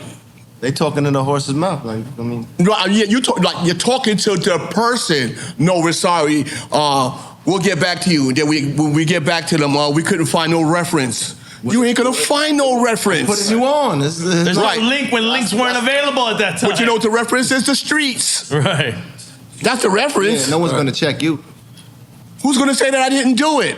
Right. There's the math and the science, and then I physically done it. That leads me to a thought. And I don't know if you guys brought it up before when I went to the restroom, but is there any documentary that you would co-sign and say, this is the best documentary right now that tells you the history? Oh man, there's so many I've seen. Shit, so many that I've seen. Oh, I can't answer that question right now. There was a few that was pretty good. I think like Rebel Kings was really dope. I don't know if you saw that. No, I didn't see that one. There was and then Fresh Dress, which felt like it complimented Rebel King. I don't know if everybody saw that, but I felt like those two documentaries. I need to look at those. I need to look at those. It tells the Bronx history, like what was happening, the gang wars, going into hip hop and all that stuff. I think for me,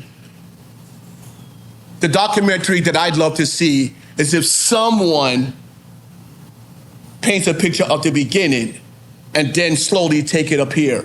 A few of the documentaries I did see, they're incomplete. They're not wrong. Right. They're just holes in it. You know, you can poke holes in it because you got to say, wait a minute, if that was that, then how did that get to that? Right. And that there, I'd love to see. All right. You ever got to meet Biggie? No. Oh. Wow. How about Tupac? I sat next to Tupac at a gathering and we talked for a few minutes. But I didn't get to talk to these two. I think when I heard what happened to them two, I cried. I didn't really know them. I never had coffee and tea with them. I didn't know their parents. I didn't know nothing. But they've done so much for the culture. I think this thing has to stay. If it has to exist, it should stay competitive. Nobody should lose their life over this. That there is insane. Like, why did they have to die? And then here's the crazy shit. Police can't find out who did what. It's still a question mark. Right. It's a conspiracy. We don't know nothing. What the fuck is up with that? Why is it still a both of them conspiracy? were killed in public places where there's mad witnesses. That there makes me crazy. And them two going at it, East and West, was healthy for hip hop. Was healthy competition. Right. But people losing their life, come on. Right. I cried like a baby, and I never met them personally because of what they meant to the culture. Real How about Big talk. Pun? You ever met Big Pun? I met him once for a brief period of time. I didn't get to talk to him much either. No. If you get asked to do a party right now, and this party is from 16 to 21, they saying they want new music. What is a new artist that Grandmaster Flash is getting the party jumping to? Can I be totally honest with you? Yes, please. I have a lane. And respectfully, if I'm not an expert in what I do in my lane, I don't go near it. I don't know enough about the music that the 16 to 21s love. I couldn't play a 2-hour set. That's how you would answer that question. I don't know enough to play, to know there's, and Scram could definitely identify, and there's the 9 o'clock record, and there's a record you hold to 1 o'clock. I'll probably play the 1 o'clock record at 9. Like, I will probably screw the whole fucking shit up. You know what I'm saying? My children, they tell me about records all the time, you know, and I check it, but I am not going to try to be something that I'm not. And service, because I'm a servant. And if I can't serve you properly, then I won't serve you at all, respectfully. It's like one time I was hanging with Bus, and I might be paraphrasing or thinking this in a different form. So if I get it wrong, then I apologize. Okay. But Bus, one time someone called him, and they wanted him to perform at an old school event. And the fact that they called it old school, I didn't think he wanted to participate. You know what I mean? Because he felt like, yo, I might be old school to some, but I'm not old school. So he didn't want to participate in that. Is that something like if it's like a new school jam, like you don't want to like indulge in because No, I'm not saying I don't want to indulge in it. I don't gonna do him. Yeah. I don't, right, because I'm going to do me. Right. And they're going to say, what is he playing? Yeah. I'm going to do what we understand. I'm going to do what everybody in this room understand. Right. But a 16-year-old going to say, what is that? Right. And why are you playing that? Right. We don't want to hear that. And it has nothing to do about whether I love or hate or whatever. I don't know that music enough. And anything that I want to sink my teeth into, I'm really having to master it and understand it and know it so that when I get on them ones, I know where to take you.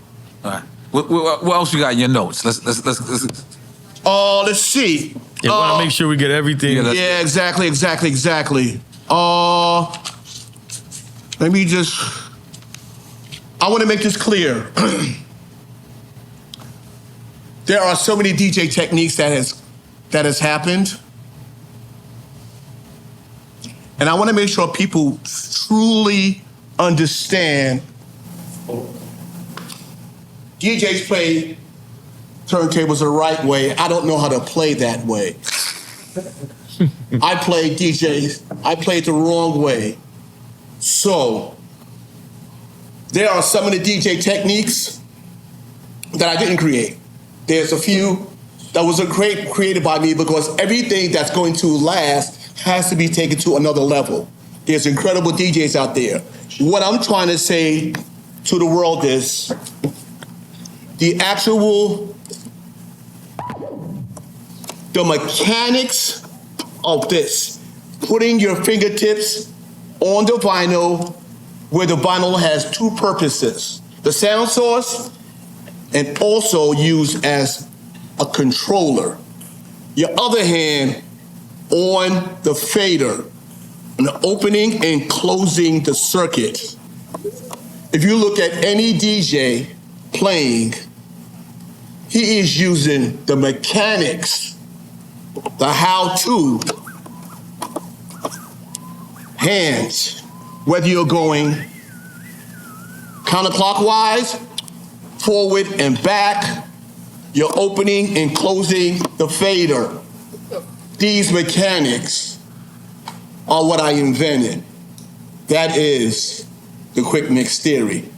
That I want people to understand, the mechanics, the how-to, the fundamentals of what it is. I don't know how to play where they putting the needle down. I don't know how to do that. And it's why I took 3 years of my life to reinvent DJing, the mechanics. And this led to the rapper, and this led to the producer, and this led to the big business that we are at right now. That's crazy.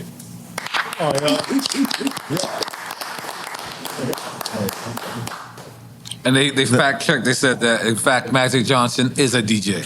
Oh, you checked? Yes. You got the Googlers out there? Yeah, so the group chat. Flash, can I ask you a question? Okay, but before you do that, Yeah. can I just shout out some people, please? Absolutely. Yeah. This is your platform. Let's go. Let's go. These people I'm going to talk about made hip-hop big business. Dr. Dre, KG, Jermaine Dupri, Diamond D, the Trackmasters, the Beatnuts, Easy Mo B, 45 King, Just Blaze, Timbaland, Dallas Austin, Wyclef, Arthur Baker, DJ Scratch, Egyptian Lover, Herbie Lovebug, The RZA, Marley Marr, DJ Toomp, Pete Rock, Rick Rubin, Warren G, Jazzy J, Kid Capri, DJ Battlecat, The Bomb Squad, Kanye West, DJ Premier, Teddy Riley, Manny Fresh, Q-Tip. Please forgive me for anybody. For anybody that I did not say, because I know you guys are gonna, and I'm gonna get hell for this when this thing comes out. If I had 2 years to mention everybody, I would. But I just want to say, these people deserve flowers. What's your question, man?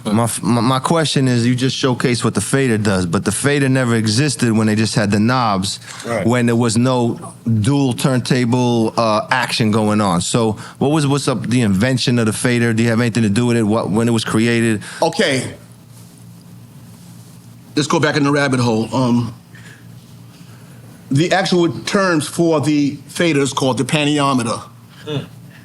And the round knob is called the potentiometer. Oh, shit. Potentiometer and the pantiometer. Yeah, please research it. You'll find that it's true. Back in the days, the cross fader wasn't there. We were doing the up and downs. Right. All the knobs. 0 to 10. The up and down, the up and down. So the ups and down, ups and downs. Because the fader hadn't come into play. I seen the fader come into play when it was a company by the name of Gemini. Yep. The DAC 2000X. First mixer. Silverface. That was my first mixer. And when I made that mixer the industry standard mixer, I have been looking for someone who has that mixer. I'll pay them any money for it. I'm saying it on television because it's a mixer that I brought to the world. Bring it out, EFN. So, mixer. And then the first turntables was the SL23s.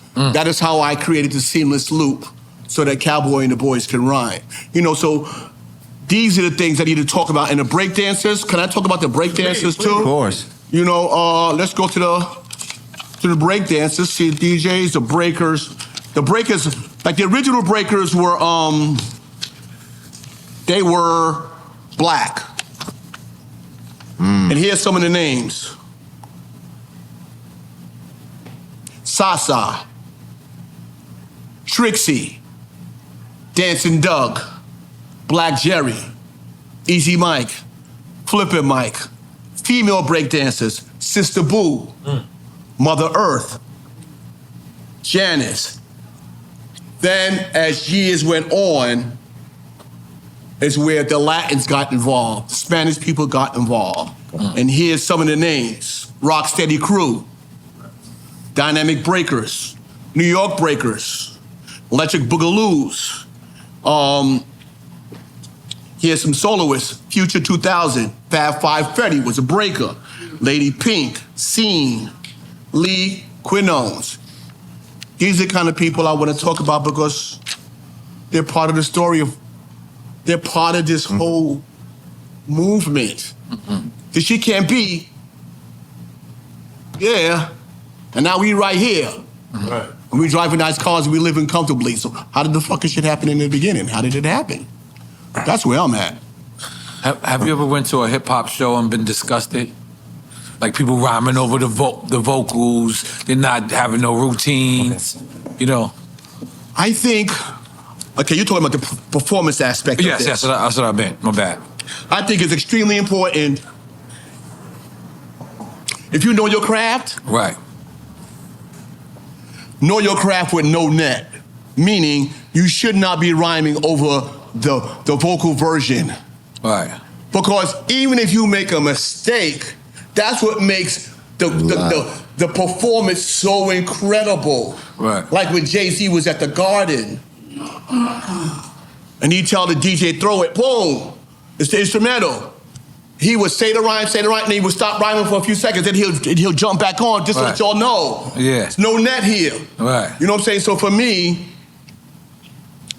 you know something, Nori, you know what I would love to see? If one of these newer rappers rapped on one of them breaks. Nah, they won't. That would be, because some of them rappers today, they're incredible. But to see, like I love to get Drake He could on a break. I'd love to get Nas on a break. Jay-Z already knows how to do this. You know what I'm saying? Nas done it. Huh? Yeah, Nas has done it. I don't know about live footage, but I know Nas has rapped over breaks. Yeah. Drake would be dope. Yeah. I'm and just, sure Nas did. You know, let the beat then break it down, throw it back in, let it break down. Like when, what's his name? Redman and what's his Method partner? Man? Method Man. Oh, they go And crazy. LL Cool J's thing. Them with the DJ. That's how This you gotta motherfucker do was it. pulling that shit down and throwing it back in and rubbing it, and it was. I'm like, that there, and I walked up to them, and I said, that was fucking hip hop for sure. And the DJ, whose name escapes me, please excuse me, but they were so. When you become one with your DJ, Nori, when you become one, there's no look. Like you ain't got to worry, you ain't got to turn around, never. You know that when you say what you say, he gonna do what he do. He got your Like little back. cold words. Yeah, Little cold words. He knows when to pull a fader down for one ball, boom, and bring it back. Right. He know how to do it. That's hip hop. Yeah. That's when like the DJ's name was always first. Eric B and Rakim, Jazzy Jeff and the Fresh Prince, Grandmaster Flash, and it's like you know that's I think it's an injustice to people who pay $40 to come in, or $50 or $100 to go see you to talk, to rhyme over your talking. Yeah. Now you're just getting an appearance, but you're not getting a performance. Yeah. It's not fair to. Some people call it lip sync, and it's lazy. Even though it's not lip sync. But some people, lip syncing. Lip sync when you rhyme over the vocals. I think that rappers should rhyme to the instrumental of their track. And make a mistake if you have to, or add a new line in it, and then go back to the record. Crowd do it. You know what I mean? Or go like put the mic out and let them say it. Like it's bring live. the audience into your performance. You know what's crazy? You know how I found that out? I did it overseas one time. And like I had to do like an hour show. And at the time all I was doing was like you know the hits or whatever. So but over there they wanted it was in the contract an hour show. So like you know in America I'll do, you know, and as soon as I finished I was like I killed that, right? And they were like, you had the vocals. Wow. And I was like, you thought you were doing them a favor doing the like the hour. I thought I was doing like an hour. And they were like, yeah, we liked that you did an hour, but. And I was like, I never did that shit again. I had never did that shit again. But it was overseas. It wasn't even people in America who schooled me to that at first. Overseas is on point. Let me tell you something. Overseas don't fuck around. They take this hip hop shit. They nerds in like a good way. The performance aspect of this shit. Right. They take this fucking shit. Right. Deadly. The culture. Like we take advantage because we here. Yeah. You fly over that motherfucking ocean and you land. Your shit better be tight, or they gonna let you know. Word up. I remember one time I say this on a show all the time. I went to do a show and the promoter, he paid us and left. And we're like, what the fuck? And he came back because he went and did a graffiti piece with our name, Capone Noriega. Whoa. And he comes back, his paint all over the shit. And I want to look at him and be like, it's not that serious. Like, but I'm also honored, y'all. I'm also like, you know what I mean? So they take it that so shit would never serious. happen in America. Like, he really literally showed us a piece that he you know what I mean? You. We don't. I think that's the one thing that one of the other things that I think needs to happen in this country is that we need to appreciate this culture because it's appreciated around the world. It's actually I would say it's one of the biggest cultural exports this country has. Yes. And has impacted the world, but we're losing our grasp on the world because they are looking at us as sellouts to the culture. Right. I had a person, like I was coming out the back door. Hey, man. Right? Of the concert, and this guy, he pushes through the crowd, and he takes off his fucking shirt. I'm like, shit's about to hit the fan, fellas. This is getting ready to be a real mean one. He had a picture of a tattoo of me DJing on his fucking back. I fell to my knees like, whoa. You painted your fucking back. For life. That's there for life. They take that shit so serious. So they know, serious. like, Did you have a drink with him? You had to drink with this guy. No, I just gave him a hug. Damn, Flash. He made Fran drink with him. I gave him a hug and I jumped in the car and I was like, just quiet all the way to the hotel, like, this motherfucker. And it looked like he wanted to start a fight with me and fight backwards, but that wasn't it. That motherfucker said, look, boom, big. Nah, it's truly appreciated. Yeah, it's a love thing there. What the fuck? Yeah, you got to sign that for me. Don't tell me you don't co-sign it, because then I'm going to come on. No, of course I co-sign this. Of course I do. What's that record? He walked in, he threw your record. Whatever record you had. No. My homie gave it to me. He's like, I ain't fucking with that. But you signed this one for me. I know you saying you did this. Jesus Christ. Let me tell you why. Because we was already gone. I know you said it, and I already said, this record got jerked. That record, yeah. Yeah, but this here, guys. All right, well, you signing my figure right here. Jesus Christmas. What's that record, though? You don't got to say it. What is it? No, that's White Lines. He talked about it. No, the other one was the Sleeve, the Sugar Hill record label. Oh, okay, that's why. I prefer not to on this here. You know, it's all good. We got a couple other things for you to sign. It's all good. It's all good. Yes.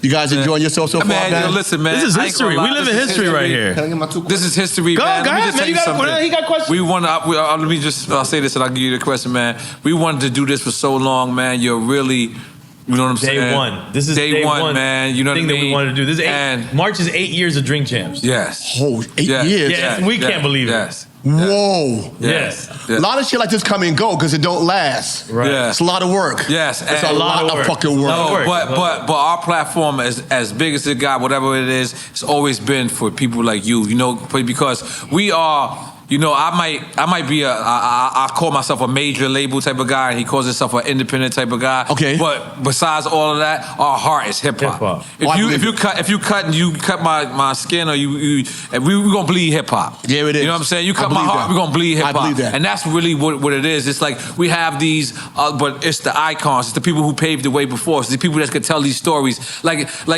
even us asking about the party in Cedric, and you saying you haven't been there. Like it opens up this mysterious box of hip hop that, like, you know what I mean? Like Crazy Legs has his version. You got your version. You Kool Herc has his version. There's Bambaataa who got his version. There's so many. But the thing is, it all is in this beautiful pot of hip hop. Yes, it is. It's in this beautiful soup. It's in this beautiful gumbo or beautiful whatever it is of hip hop. You understand what I'm saying? Yes. And when we get pillars like you, we get legends like you, we get icons like you. I think this is one of the most quietest I've ever been. And it wasn't I heard quiet. you guys go in. But it wasn't because I was quiet because I didn't have things to say. It was quiet because I was soaking up the knowledge. And as much as I've been, I still learn things. Like I'm still learning. So am and I. this is so beautiful to see you. And then a lot of these people, you know, like it's so good to see you in great spirits. It's so good to see you, you know what I mean, spreading the of hip hop, because so many people like some of your statesmen, you know, they don't open themselves up to people. You know what I mean? They're like, you know what? I'm a part of the royal family. Fuck you. You know what I'm saying? So it's vice versa. Like, no, I feel it's critically important that this information gets shared, because, you know, once again, Wikipedia, this is not on the internet. This is not a lot of this stuff that I talked about today was not on the internet. It's because I didn't talk. Right. You know, and Bam will say the same thing, and Herc will say the same thing, and Breakout will say the same thing, you know. And it's wonderful to have platforms like this, because there's a lot of new type platforms out there. Right. So a platform like this to say, let us play honor to the people who did things that have passed. That's right. It's wonderful. That's right. Before I think I want to add to what Nori was saying. It's what I think is what we're trying to do, and what's critically important to hip hop. I think right now, most importantly, is that we steer people away, the young generation that looks at social media numbers to dictate who are the leaders of the culture. This is why algorithms. Just numbers in social media. That doesn't matter, because what taught us is, I remember listening to artists speak about what was going on before I even understood what was going on. And you know what I'm saying? Like I'm not from the generation that you guys came up in, but there was the artists I was listening to, my OGs in a sense, telling me, no, these are the people that I grew up on. So I respect them, therefore I respect you. Then I dig in the crates, I find out about you, then you know who you are in my mind. We need to do that. We need to elevate the real leaders of the culture, not let social media or popular whatever dictate this. You are the leader. Thank you. Thank you so much. So what's up, man? Well, I gotta give you your flowers too. You know, you invented hip hop. You invented hip hop. You invented rap music, and you invented turntablism, and that's what I've been obsessed with my whole life. And thank you, man. Because you are incredible on them ones, baby. Thank you, man. But it's just crazy that it's actually surreal that you invented what we do on them turntables, and you invented rap music, because there would be nobody rapping over them break beats if you wasn't bringing them back and passing the mic off to Cowboy or whatever. So it's kind of surreal when you really think of that. So that's just to dumb it down for the listeners. Like, you are the #1 inventor. I'm just gonna give you that. You know what I'm saying? You the Thomas Edison. So you know what I'm saying. I just want to say that. Not beat around the bush. Now What's the dude that invented the peanut? Oh yeah, we have George Washington Carver. Oh, George Washington Carver Jr. Yeah. You like the Carver, this motherfucker. Nigga. You make wonders with a peanut. you did all type of shit with a peanut. You know what I mean? So I got 2 questions, and I'm jumping around, but all your stories was in the Bronx. My question is, what was your relationship with the other boroughs? What was going on with hip hop? Was you tapped into Queens and Brooklyn and Staten Island? What was they doing, or were you in your own little bubble? You know what I'm saying? Like, what did you even know what was going on in Queens, Brooklyn, Staten Island? Good question. Okay, and this is, I think I said this earlier, what Hollywood did. Hollywood would do 5 parties in one night. So what we started doing was renting a sound system that wasn't ours, because that's what takes the longest to take it apart and the whole shit. Renting a sound system, renting other DJs and hip hop groups. We would perform for like an hour, jump in a car, go to Queens, play, jump in a car, play Brooklyn. So we knew what the 5 boroughs was doing. It's just that the major ones, which was Herc, myself, Bam, Breakout, a lot of us didn't move around like that. I definitely moved around to see who was going to be the next kingpins in Harlem, because they were right next door to us. And then from there, it went to Brooklyn. And then from there, it went to Staten Island. So all these places. What did you see? Were they way behind the Bronx, or they had their own little movement? This is what I would hear. We heard the tapes. And hearing the cassette tapes, we was asking ourselves, how the fuck is he doing that? That's how the word got around when we got in their town to plays like, we want to see you do that live, because on the mixtapes, this shit sounded impossible to do. So that was like our audio flyer, and that played a major role and allowed me to go to different boroughs and get an interest on, we want to go see these motherfuckers do this shit live, and we did.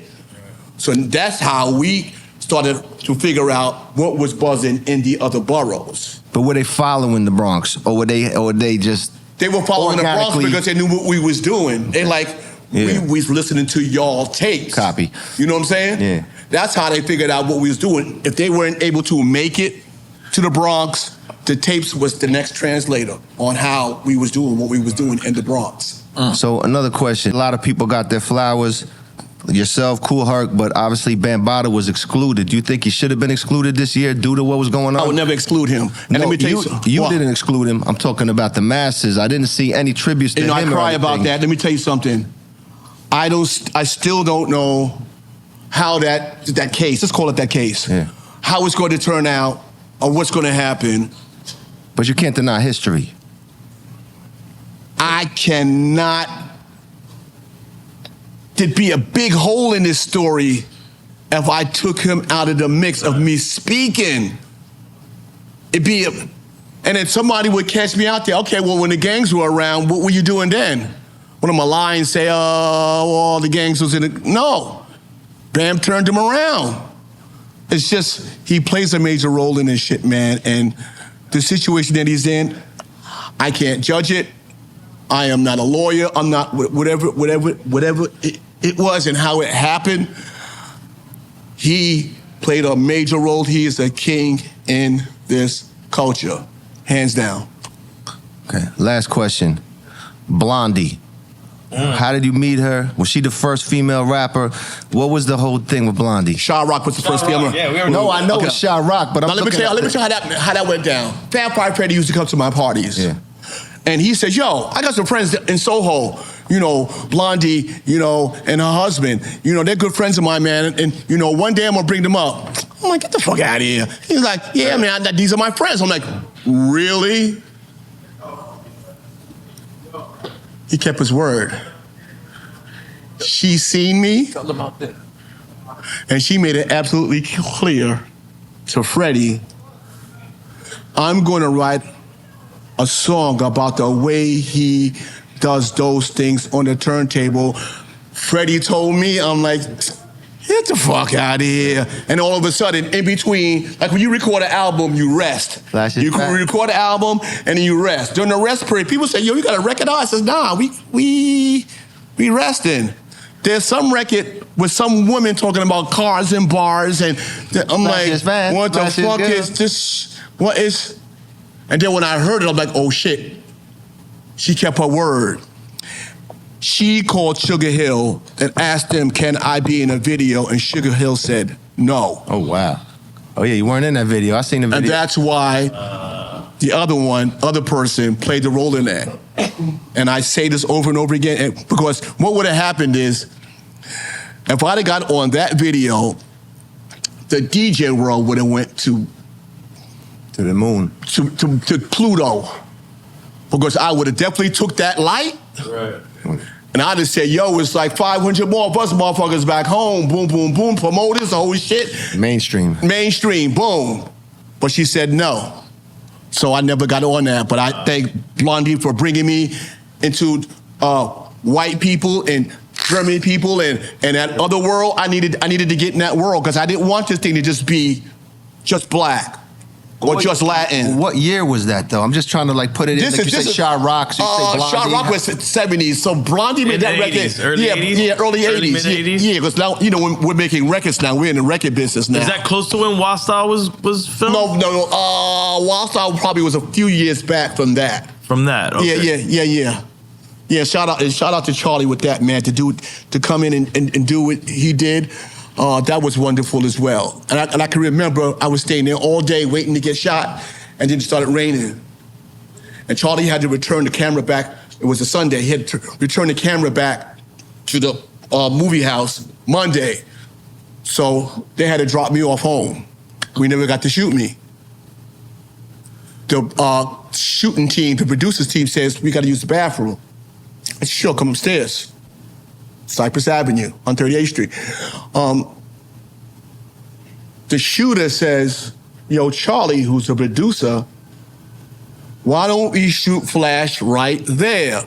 Charlie says, right where? Because I had a kitchen that had like a cutout. You could look into the kitchen from the living room, and the counter was right there. So the shooter says, let's shoot Flash right there. Charlie says, this is not gonna work. He says, yes, it can work. So they shot up all the cameras. I cut Mardi Gras, and that came one of the biggest scenes in the whole movie. So shout out to Charlie, you know, and that's another story that needs to be talked about. That's one of the first representations on film, right? Yeah, absolutely the first. Absolutely the first. And he cared enough to come into the Bronx and film us, you know. It's a wonderful thing. And with 50 years from now, the kids gonna look at this. And they're gonna say, oh shit, they came back and looked. You know, because it's like you said, either we allow the powers that be to rewrite the narrative, right, or you go find the people who wrote the narrative and let them tell you the narrative. Right. And that's what makes this place, this thing you guys are doing, so wonderful. Thank you. So wonderful. So a director comes to you, say, for the first person I think of, Al Pacino and Antoine Fuqua. Okay. Together. Comes to you and says, Flash, I want to do a movie about hip hop. Is this movie about you by yourself, or is this movie them 4 people you've been naming this whole time? It's always them 4 people, but it's not even the 4 people. Hold on. Let me finish my question. Go ahead. Because this is now I'm getting to the lucrative part. Go ahead. Because they saying, yo, you want a movie about hip hop? We don't mind if it's you or this 4. If it's you, you eat this whole bag, whatever this bag is. But we could take the story from you, and you could break down these 4 stories and we could get it from you. Or do you want to consult these other 3 people? Do you consult them, or do you take the whole bag and say, I'm going to tell the story? That's a difficult position you're putting them in. No, I go get them. No, it's not. And I split the bag up. I have to. Okay. I have to because I what's like going to that happen? answer. You know, and the reason why I have to is because I don't have the complete like have a coffee and it's all the tea. perspective. Yeah, I don't have that story. I have what I've seen in public, but I don't know their mom and dad's story. I need that, and then we have our second tiers. They play a major role to continue to push it as well. So I'd have to go back and say, this is what it is. All right. Do we do this together or do we not? I want us to sit down for free, and I've been saying this shit for you the guys last need to do this. 5 years. I would love for us to be somehow involved in this. And to put the cameras wherever and just let us just talk. It's like the Mount Rushmore. Just call it the Mount Rushmore with your 4. This would be absolutely wonderful because I'm sure that our stories run parallel. Some way or somehow it runs parallel. And then for you guys that are watching, it'll all come together like, oh, that connected to that, to that connected to that, and that connected to that, and that's why that is that. And that's what we don't have yet. We don't have that story where we're all there. Herc is not well, but he's got a team of people. Bam is in a situation, he's got a team of people.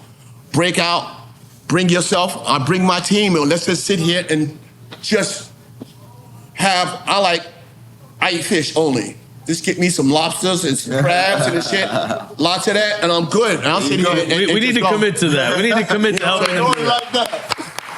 That could be a Drink Challenge presents. We don't have to be there. You guys will be the Godzilla we of the game. We into. But you look, guys will be the Godzilla of the game. I want to commit to us trying to make that happen. Yeah, we definitely. But let me ask you, right? Because me and EFN is something that we've been saying since we started the show as well. Is that the hip hop should have our own union, right? You know what I mean? Other than all the sports and all the other, people, entertainers. Other than boxing, hip hop is the only other entertainment form that doesn't have unions. When you say union, what do you mean by union? Like SAG, like a SAG. Like insurance and like a SAG, dental, like a SAG, you know what I mean? Yeah, like an actors union. Okay, so let me throw the question back at you. What would be the duties of this union? To take care of our people, if in need. I mean, this is what I would. Okay, let me expound on that. I love this. I love this. Cool. If we can make a union that would police our own. If a person is in trouble, if he's getting in trouble, send him to the union. Like there's too many rappers, you can see them on the way to going to prison. Right. From their own. Right. Yeah, let's send them. We got it. Right. Before the car crash, let's grab them. Listen, hello. Right. Because some of these hip hoppers may not have elders, people around them to say, listen, you're getting ready to crash. Right. If we could police our own, a lot of the shit that happens today would not happen. Right. That's just how I see it. We should police our own. It's a great, great idea. Nori, hopefully before I leave out of here, I would love to see. Well, Chuck D and Karis and I think Curtis Blow, they created something. And Rakim and them just received. That's aligned with. Well, that's Nas that created that fund. Right. Yeah, but see, what I love about what Nas is doing, I think it is absolutely wonderful. No, it's beautiful. I think it's so beautiful, but there's so many people. That's the thing. That are much more needy. Was Rakim worth that? Absolutely. Was Scarface worth that? Absolutely. But there are three other elements of people that don't have. Right. That are struggling. Doing that, and if he'd have done it the four element way, would have made that shit so much bigger. There's a lot of unsung heroes that need their dues. And the reason why I think SAG is such a good example of a type of union is because SAG is whatever you give into SAG, you get out of SAG. So that allows everybody at every level of hip hop to be a part of this union. Wow. SAG even has, and I mean, again, I don't know 100%, I'm not a scholar of SAG. I actually just joined SAG recently, but they have housing for B actors that never made it big in Hollywood, that when they become homeless, if they become homeless, they can live in these homes. Oh, thank God. Oh, wow. But as long as their dues were, they were members for a certain amount of time. So I think that SAG is a good thing for us to look at. I think that the Chuck D and them are aligned with SAG in some way. I think we need to look. But the problem is that it's such a big undertaking that you need someone that's well schooled in finance and banking and insurance to be able. And nobody we all talk it. Yeah, but to do the mechanics of that. That's it. I believe Killer Mike. I think Killer Mike can do it. Oh, I love Killer Mike. Killer Mike is amazing. I love Killer Mike. I give Killer Mike all the money. Go ahead. I love Killer Mike. Go ahead, Killer Mike. Actually, when I heard the name, I'm like, damn, this must be a real motherfucking killer motherfucker. Nah. I went to He's a teddy bear. I went to a family event in Atlanta, and he was there. And I sat down with this guy. This guy is off the hook intelligent. Totally. Oh, he's incredible, man. He's incredible. I hope he wins that Grammy. I hope he wins that Grammy this year. God. Hope he wins the Grammy. He's up for a Grammy? Yeah, he's up for a Grammy. I hope he wins get that shit. Intelligent gentleman. Man. And really nice guy. Really, really nice guy, man. I don't know if that name fit him though, Killer Mike, but yeah, he should switch it. He's like Nice Mike. Yeah. Something like that. You know what I mean? He was killer with the words. That's probably Killer why. MC, Killer MC. Killer MC. Okay, Yeah. fair enough. Accepted. So let me. So because I'm black, but I'm half Puerto Rican too, right? What was the first Puerto Rican you ever seen in the hip hop? Or they were always around? Keep it real. DJ Charlie Chase. Charlie Chase. Shout out Charlie Chase. The first Puerto Rican DJ ever. See, as you guys ask these stories, you know, to go from here to there, it's ludicrous. Yes, it is. We just had Ludacris on the show as well. Oh shit! It's DJ Charlie Chase, and the group he used to DJ for was the Cold Crush. You know what I'm saying? Like, he has a story. Yeah. I've been knowing him for decades. Yeah, Charlie Chase ready to come on Drink Champs. He lives in Orlando. We got to have him on. Yeah, you should have him on. Yeah. He got stories. I only got a smidgen of what he is.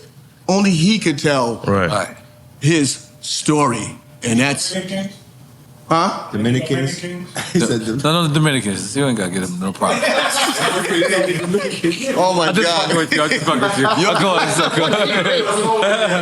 God's fucking crazy, Yeah. So what's up, baby? But listen, man, let me just tell you, man, one more time, This has man, been an honor. how much we appreciate this. Yeah. A lot of you, man, this is what we do it for. You know, I call Scram Jones, I call my DJ Butch Rock, who Scram Jones is my DJ and Butch Rock. You know, they're both kind of my DJs, and I wanted them to come in because I know how honored they are in the DJ field. As much as I am as MC, as honored to that. It's always DJs, they're the people that not only throw flowers at your feet, but they're even the ones that pick the flowers to throw to your feet. And I want you to know how appreciated you are in hip hop in its totality, but in the elements of hip hop. That's why I wanted the other DJs to come and help me throw the flowers at your feet. I appreciate because you are the Princess Zamunda. You understand what I'm saying? You are exactly, you know, hip hop royalty. You are